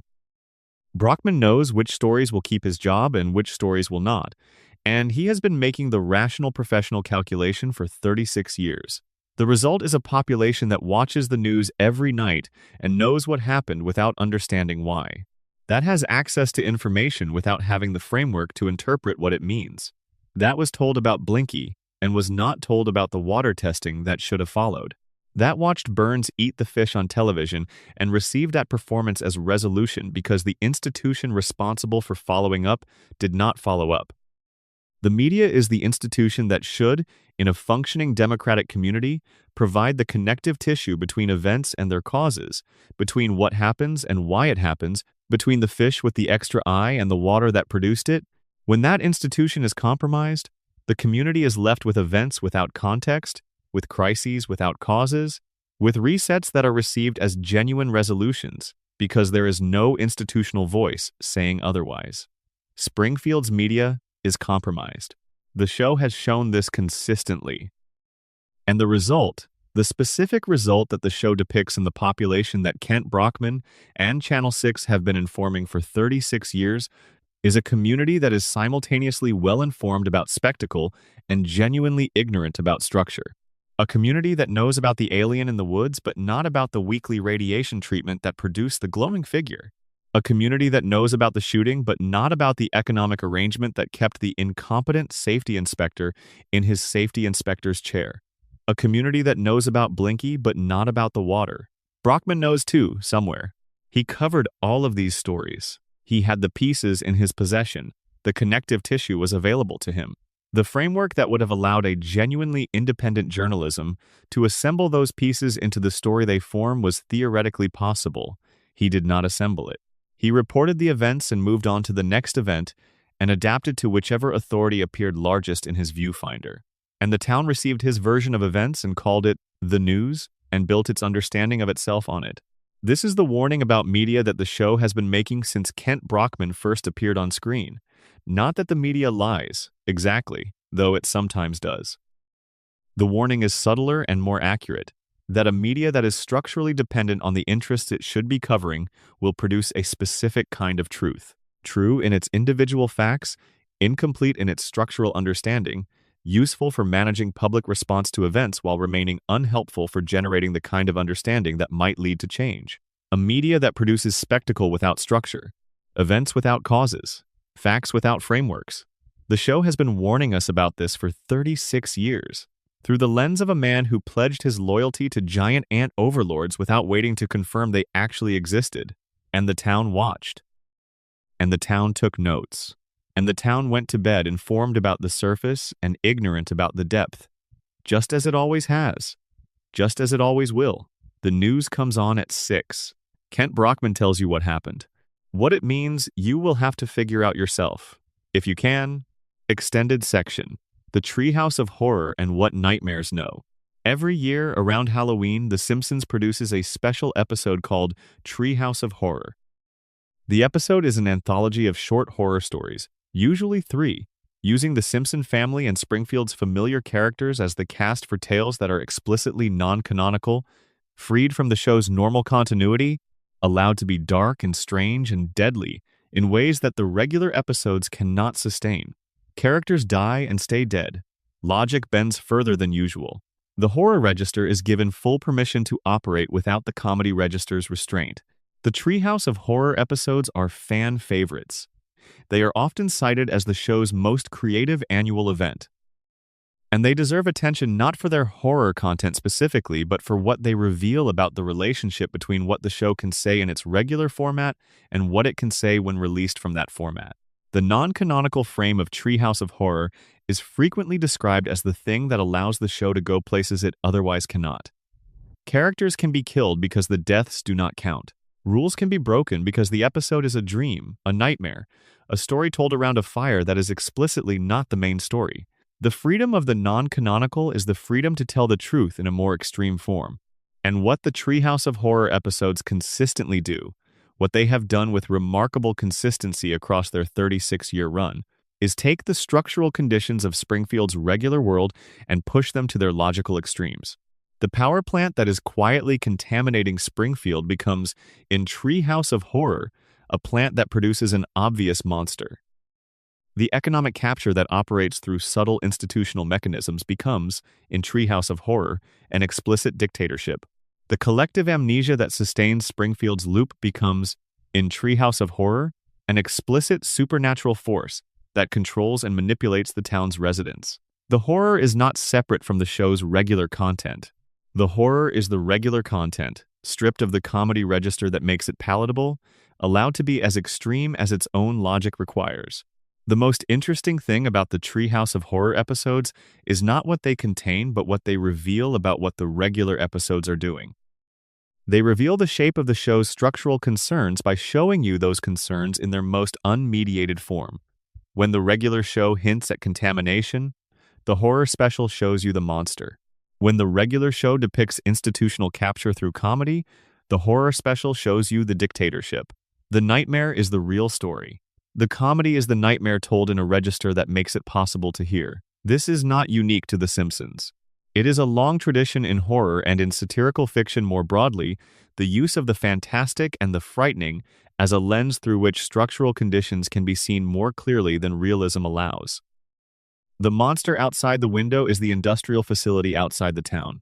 The supernatural force controlling the townspeople is the economic dependency that keeps them from challenging the person who benefits from their compliance. The horror is always a translation. The Treehouse of Horror episodes are the translation key. They are the show telling you, explicitly and without the comedy mediation, what the regular episodes have been saying all along. The plant is the monster. The town is the prisoner. The reset is the enchantment that makes the prison feel like home. And every October, the show has been showing you the enchantment with its mask off, in the register that does not require you to laugh, before replacing the mask and returning to Springfield's comfortable comedy for another year. The nightmares know. The nightmares have always known. The rest of the year, the show remembers that it is a comedy, but the nightmares remember what it actually is. And what it actually is, stripped of the comedy, is the story of a community trapped inside a loop that serves the interests of the person who made the loop and harms everyone living inside it, resetting perpetually, forgetting perpetually, the victims of a long, slow, patient harm that looks like normal life, because it has been going on since before anyone can remember it being otherwise. That is the nightmare. That is what the horror episodes know. That is what the show has been trying to tell you in both its languages, the one you laugh at and the one that keeps you up at night. Both of them are true. Both of them are Springfield. Rest now, if you can. Springfield will be here when you wake up. It always is. That is the whole point. End of full extended script. Total word count, 43,500 plus. Sections, 12 major narrative sections, plus 7 extended deep dive sections, plus appendix, fully optimized for 11 Labs continuous narration. No stage directions, no parentheticals, no headers in narration flow. Subscribe comment prompt placed after section 1. Extended section. Bart's rebellions as accurate diagnosis. We have talked about Bart in the context of the school, in the context of the children, in the passing references that the narrative has made to his particular relationship with the institutions of Springfield. But Bart deserves more time than that. Because Bart's rebellion, which the show has presented as the defining characteristic of his 10-year-old personality for 36 years, is not simply mischief. It is not the random energy of a child who lacks discipline. Bart's rebellions have a specific target. They are aimed consistently and repeatedly and with a precision that exceeds what the comedy register gives him credit for, at authority that he can identify as hollow. Bart does not rebel against everything. He is not uniformly anti-authority. He has genuine respect for authority figures who demonstrate that their authority is connected to actual competence and actual caring. When someone earns Bart's respect, he gives it. The episodes that show Bart responding to a mentor, a coach, a teacher who sees him accurately, depict a child capable of genuine deference and genuine effort. What Bart cannot do is respect authority that is wearing the costume of competence without the substance. He can smell the hollow authority. He can identify the person who holds the title without earning the position, the person whose role is institutional rather than functional, the person who demands compliance not because they have something real to offer, but because the hierarchy requires compliance. And in Springfield, hollow authority is everywhere. Principal Skinner is not actually Seymour Skinner. He is wearing the name and the position and the authority that comes with them. But the foundation of that authority is false. Bart, who has the keenest nose for inauthenticity in the Simpson family, has been circling Skinner for 36 years with the specific energy of a person who senses that something is wrong without being able to name exactly what it is. The show has depicted Bart's antagonism with Skinner as the comedy of a delinquent student versus an embattled administrator. But underneath the comedy, Bart has been responding accurately to an imposter. This is the pattern. Bart's rebellions, when you trace them back to their specific targets, are consistently aimed at the hollow spaces in Springfield's authority structure. The places where the costume of authority is not backed by the thing it claims to represent. The teacher who is phoning it in. The administrator whose decisions are driven by self-interest rather than the interests of the students. The institution that demands compliance without earning it. Bart has been the show's most reliable indicator of institutional failure because his response to hollow authority is immediate, intuitive, and visible. He does not wait for the evidence to accumulate and the case to be built. He responds in real time, with the speed of a child who has not yet learned the social cost of making that response visible.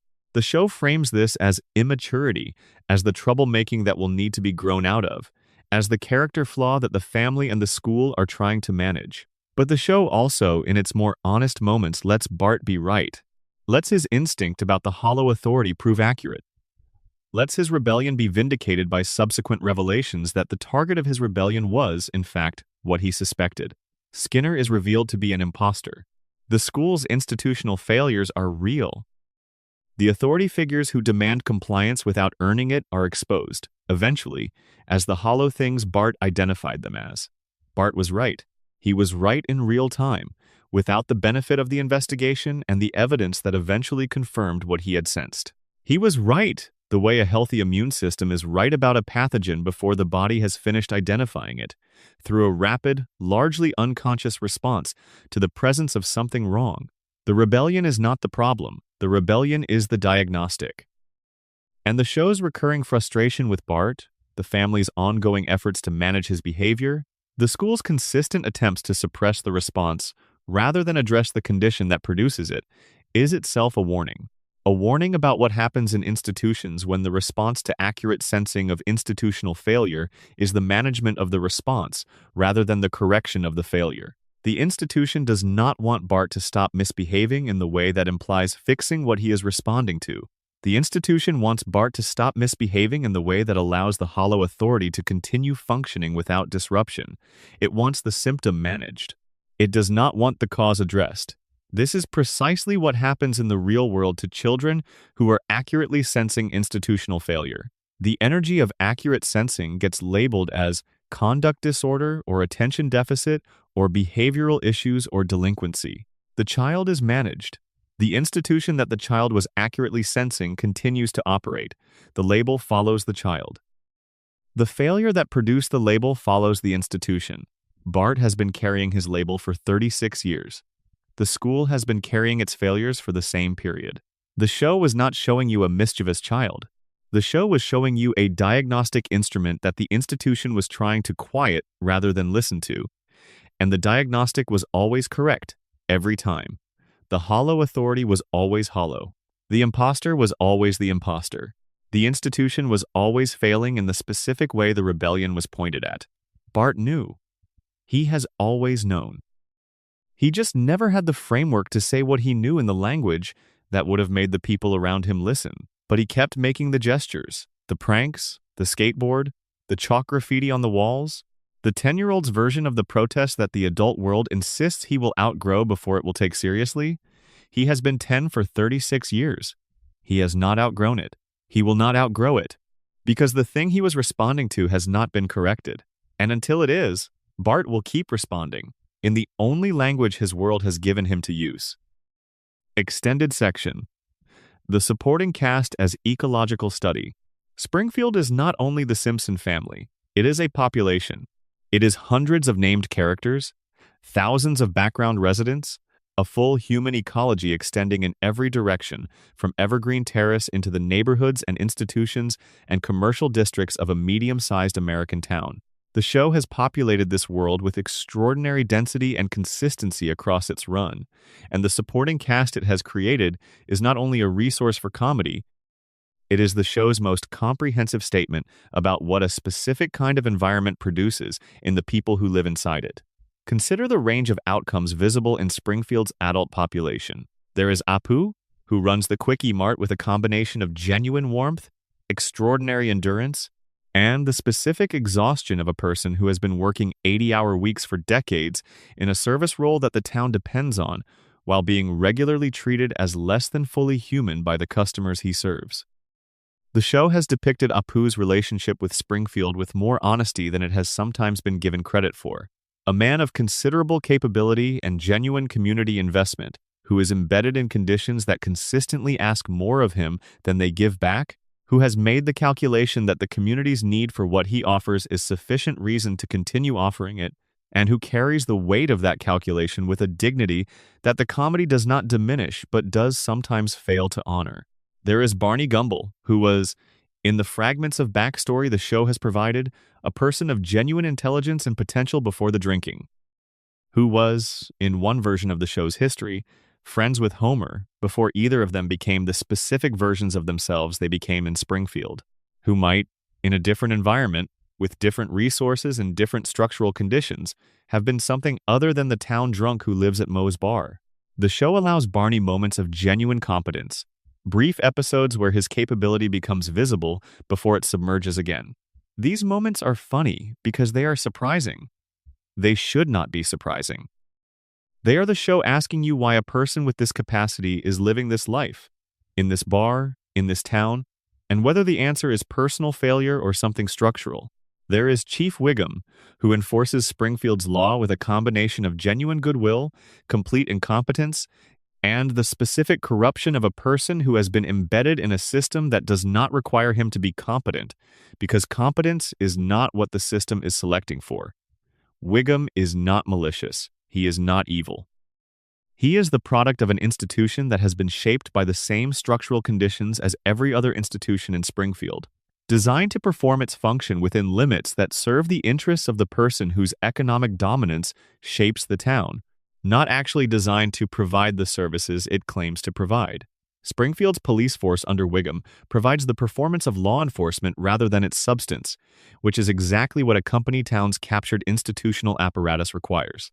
The appearance of order, the management of the social surface, the occasional genuine arrest of someone who threatens the property or the person of someone powerful enough to require protection, the systematic failure to investigate the things that, if investigated, would lead back to the source of the town's structural conditions. There is Mo, the bar owner, who is simultaneously Springfield's most sympathetic minor character and its most clearly damaged one, a man of genuine feeling, genuine loyalty, genuine care for the people around him, whose life has been shaped by the convergence of bad luck and bad choices, and the specific economic and social conditions of a working-class man in a company town who was never going to make it out of those conditions, because the conditions were not designed with his success in mind. The bar is Mo's entire world. The regulars are his entire family. The limited radius within which his life operates is not the result of limited ambition, but of the specific constraints of a life that has been shaped by what Springfield's economic structure makes available to a man like Moe. There are dozens of others. Comic Martin, the child prodigy who is isolated by his intelligence in exactly the way Lisa is isolated, and who has found in that isolation not a calling, as Lisa has, but a more complete retreat into the specifically protected world of academic achievement that nobody in his social world can threaten or invade. Fat Tony, the town's organized crime presence, whose relationship with Springfield's official institutions, its police, its government, its regulatory bodies, is not antagonistic but functional. The mob and the establishment exist in the same ecology, each requiring the other's presence to maintain the specific balance of power that serves both. The show depicts Fat Tony and Mayor Quimby in relationships of mutual service rather than conflict, which is not a cartoon simplification. It is an accurate depiction of how organized crime and captured government coexist in communities where both are embedded in the same structural conditions. The supporting cast of Springfield is not a collection of comedy archetypes. It is an ecological study, a comprehensive mapping of the range of human outcomes that a specific kind of environment, shaped by a specific kind of economic structure, operating through specific kinds of institutional failure, produces in the population that lives within it. Some members of that population rise to positions of visible competence. Burns himself, whose competence is real even as his values are catastrophic. Lionel Hutz, the lawyer, whose incompetence is partly a comedy resource and partly the show's statement about the quality of legal representation available to Springfield's working class, which is to say, available to the people who cannot afford Burns's private legal infrastructure. Dr. Hibbert, whose competence is real, but whose institutional context, the medical establishment of a company town with the world's most compromised environmental health record, shapes what that competence is deployed in service of. Others do not rise. They find their level, the level that the structural conditions of their world make available, and they occupy that level with the particular mix of dignity and diminishment that the show depicts without condescension. Because the show understands, with the kind of understanding the Visix years to earn, that the level people occupy is not primarily the result of their individual character. It is the result of the conditions they were given. The ecology of Springfield is the show's most sustained argument about structural determinism, not absolute determinism. People make choices. Character matters. Individual agency is real. But constrained determinism, the choices available are shaped by the conditions, the range of possible outcomes is set by the structural context, and the specific combination of conditions that Springfield represents, the nuclear contamination, the economic capture, the institutional failure, the collective amnesia, the managed media, consistently produces a specific range of outcomes in the people who live inside it. The supporting cast is the documentation of that range. Every background character, every named Springfield resident, every person who appears at the town meeting or stands in line at the Quickie Mart or drinks at Moe's or sends their child to Springfield Elementary is a data point in the show's ecological study, a demonstration of what this environment makes possible and what it forecloses, what it enhances and what it diminishes, who it serves and at whose expense. The show has been conducting this ecological study for 36 years. It has produced one of the most detailed fictional portraits of a specific kind of American community in the history of the medium. And the portrait is not flattering. It is not meant to be flattering. It is meant to be accurate. It is meant to show you Springfield as Springfield actually is, which is to say, as the show's structural argument has been building it for 3 decades. A community shaped by forces it does not fully see, producing outcomes that serve the interests of the person who benefits from the community's not seeing them, and cycling through the same patterns with the consistency of a system operating exactly as designed.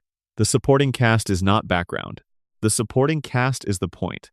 Every yellow face at the town meeting, every resignation and every sigh, every moment of genuine warmth and connection between people who are living inside conditions that should not be tolerated but that have been made so familiar over so many years that they have become the definition of normal life. They are all Springfield. They are all the warning. They are all still there, exactly as they were, exactly as they will be, in the yellow light over Evergreen Terrace, waiting without knowing they are waiting for something to change. Extended section. What the show could not say directly.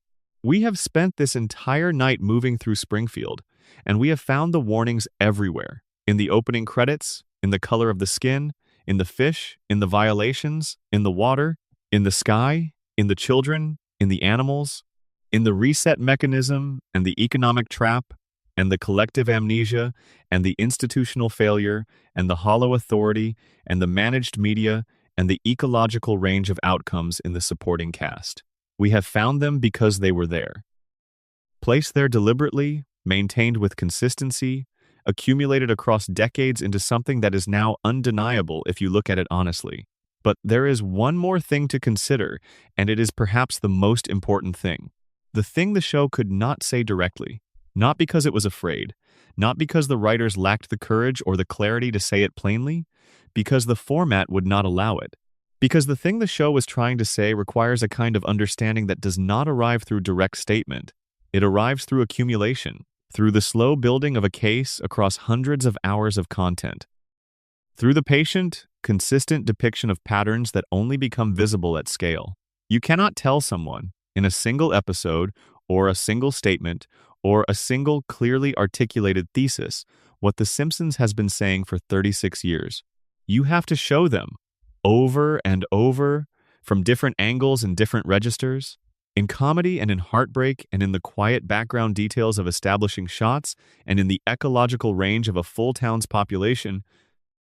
What the show could not say directly is this: the conditions that allow a community to be harmed without accountability, that allow the people responsible for that harm to maintain their position and their influence and their freedom from consequence, that allow the harmed population to cycle through crises without ever accumulating the understanding or the power to change the structure that produces those crises, are not rare.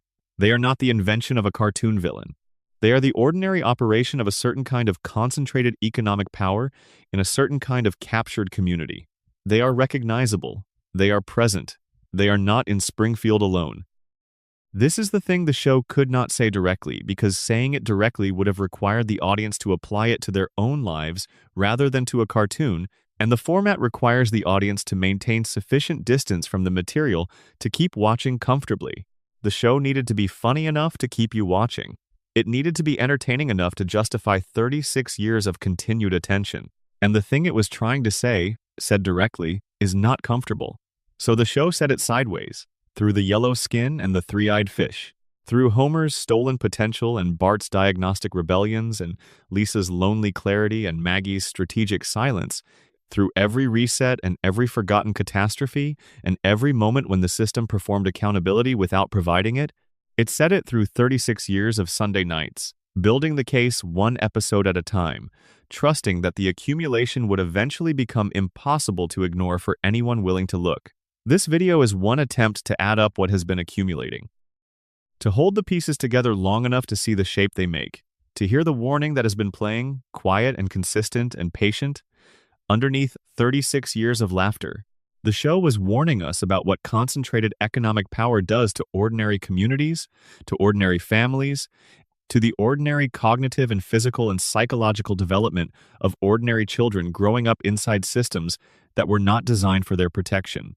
It was warning us about the mechanisms of capture, about institutional failure, about collective amnesia as a survival strategy, about the management of information by people who benefit from specific kinds of public ignorance, about the hollowness of authority that performs its function without fulfilling it, about the ecological study of a population shaped by forces it cannot see. It was warning us, because these are not cartoon conditions. These are conditions that have existed and continue to exist in the actual world, in actual communities, producing actual outcomes in actual people whose lives are shaped by the same structural logic that The Simpsons has been depicting, in compressed and exaggerated and sometimes very funny form. Since 1989, the warning was always there. It is still there. The cooling towers are in the opening frame. The family is on the couch. Bart is 10, Lisa is 8, Maggie is watching. The loop is running. The question the show has always been asking is not what happens in Springfield. The question the show has always been asking is what we do with what we know. Whether we are, any of us, more like Lisa than we have been willing to be. Whether the clarity is available to us, even if the fog is more comfortable, whether the warning, heard clearly enough for long enough, can finally reach the place where it becomes impossible to put back down. We are outside the dome, metaphorically speaking. We are watching from a position that Springfield's residents do not have. We can see what they cannot. The question is what we choose to do with the seeing. The show cannot answer that for us. It has given us 36 years of evidence, and it cannot tell us what to do with it. That part is ours. That part has always been ours. Sleep now. The town will still be there when you wake. The same yellow light. The same cooling towers. The same family on the couch. Still waiting. Still there. And somewhere in the show's long, patient argument, somewhere in the accumulated weight of everything it has been showing you since the first episode, the answer to what we do with what we know is waiting too. Not loudly, quietly, the way everything important waits. In the dark, in the light over Springfield, in the background of a cartoon that has been trying to tell us something since before most of us were old enough to watch it. Good night, Springfield. Good night. Final section. The long vigil, 36 years of watching. Let us stay here a little longer. We are near the end of the night now, and Springfield is settling into the particular quiet that this kind of story settles into when it has been fully traced. Not the silence of resolution, because nothing resolves in Springfield. The silence of completion. The feeling of having followed something all the way to the place it was always going to take you.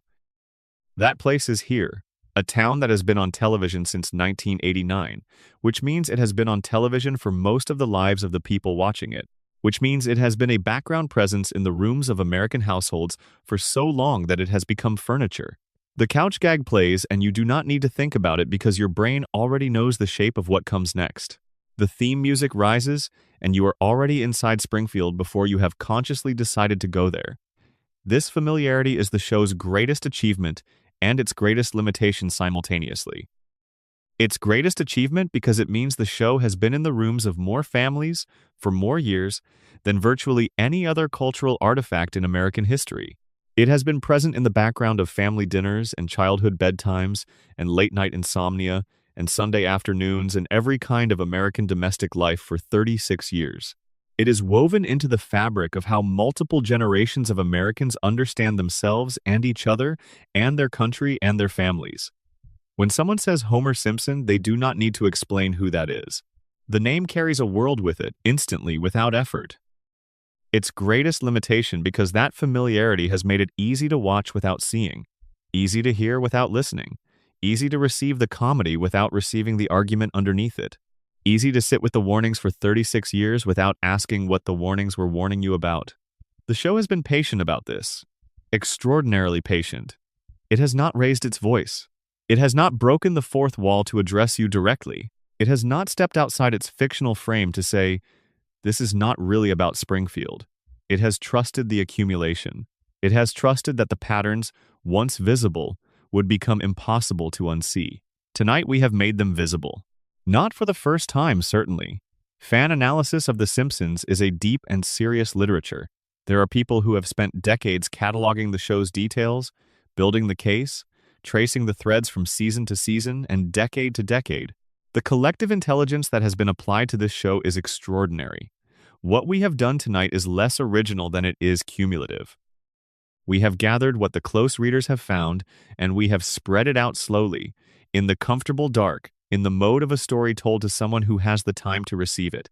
But there is something worth saying about the cumulative effect of 36 years of this show that goes beyond the specific details we have traced.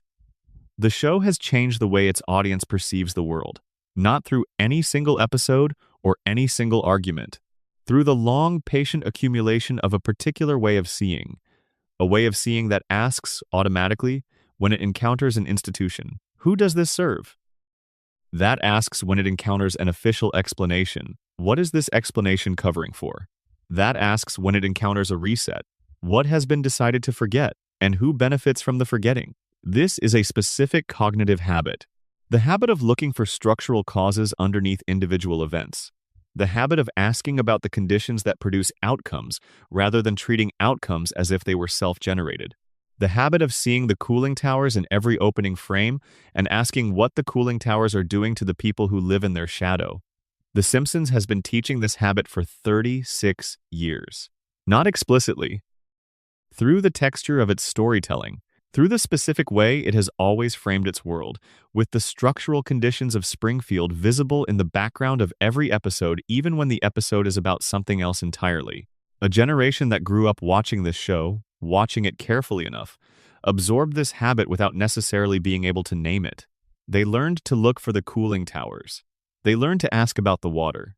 They learned that the official explanation and the accurate explanation are not always the same explanation, and that the gap between them is worth examining. This is the show's most enduring gift, more enduring than any specific prediction or any specific episode or any specific character moment. The habit of structural sight, the capacity to look at a community and ask what forces have shaped it. The reflexive question, who benefits? Lisa has this habit. She was born with it, or developed it very early, and the show has spent 36 years documenting what it costs to have this habit in a world that does not reward it. But the show has also spent 36 years demonstrating, in the only way a television program can demonstrate anything, that the habit is valuable, that the questions Lisa asks are the right questions, that the structural site that isolates her in Springfield is the site that allows an audience outside Springfield to understand what they are seeing. We are that audience. We have been that audience for 36 years.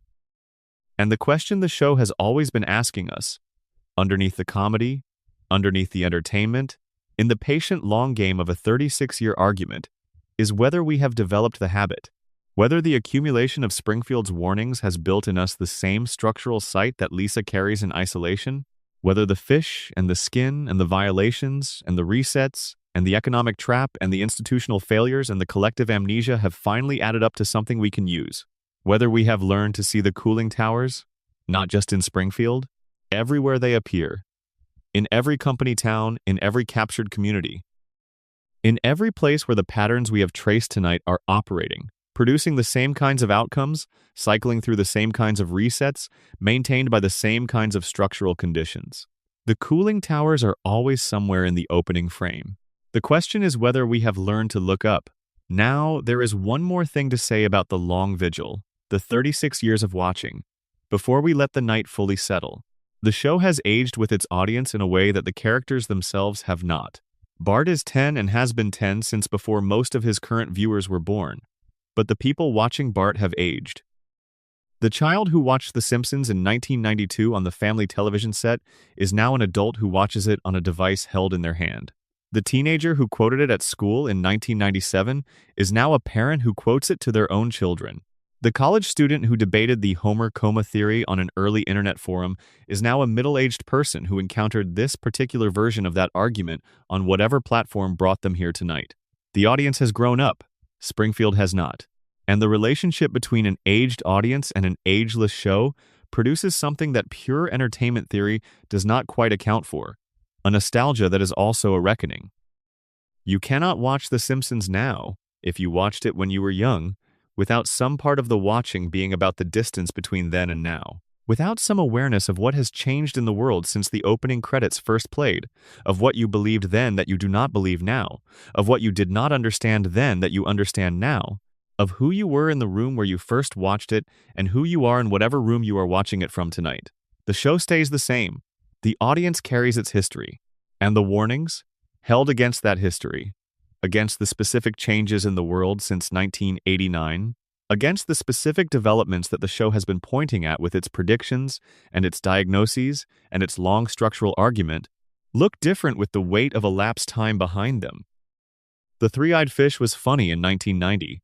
The pattern of industrial contamination and institutional cover-up and captured community that the Three-Eyed Fish represented has not become funny with time. It has become more recognizable, more specific, more present in the actual news of the actual world outside Springfield. The comedy ages, the diagnosis does not. This is the final thing the show was warning us about, and it is the most personal of its warnings. The warning against the comfortable passage of time. Against the tendency to look back at a piece of culture you have loved for decades and see only what made you love it, the comedy and the warmth and the family that stayed the same while you changed, without seeing what it was always trying to show you.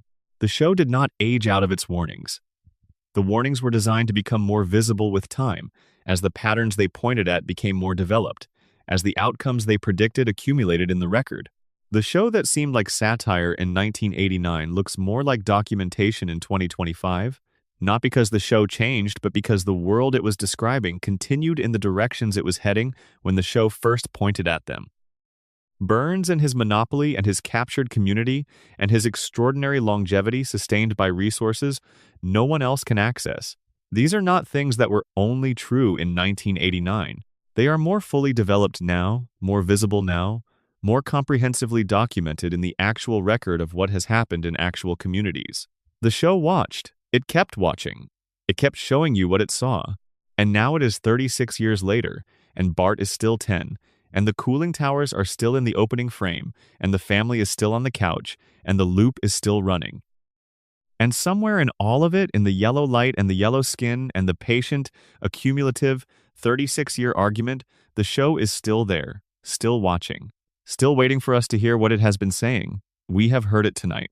Or we have come closer to hearing it than we have before. That is enough. For tonight, that is enough.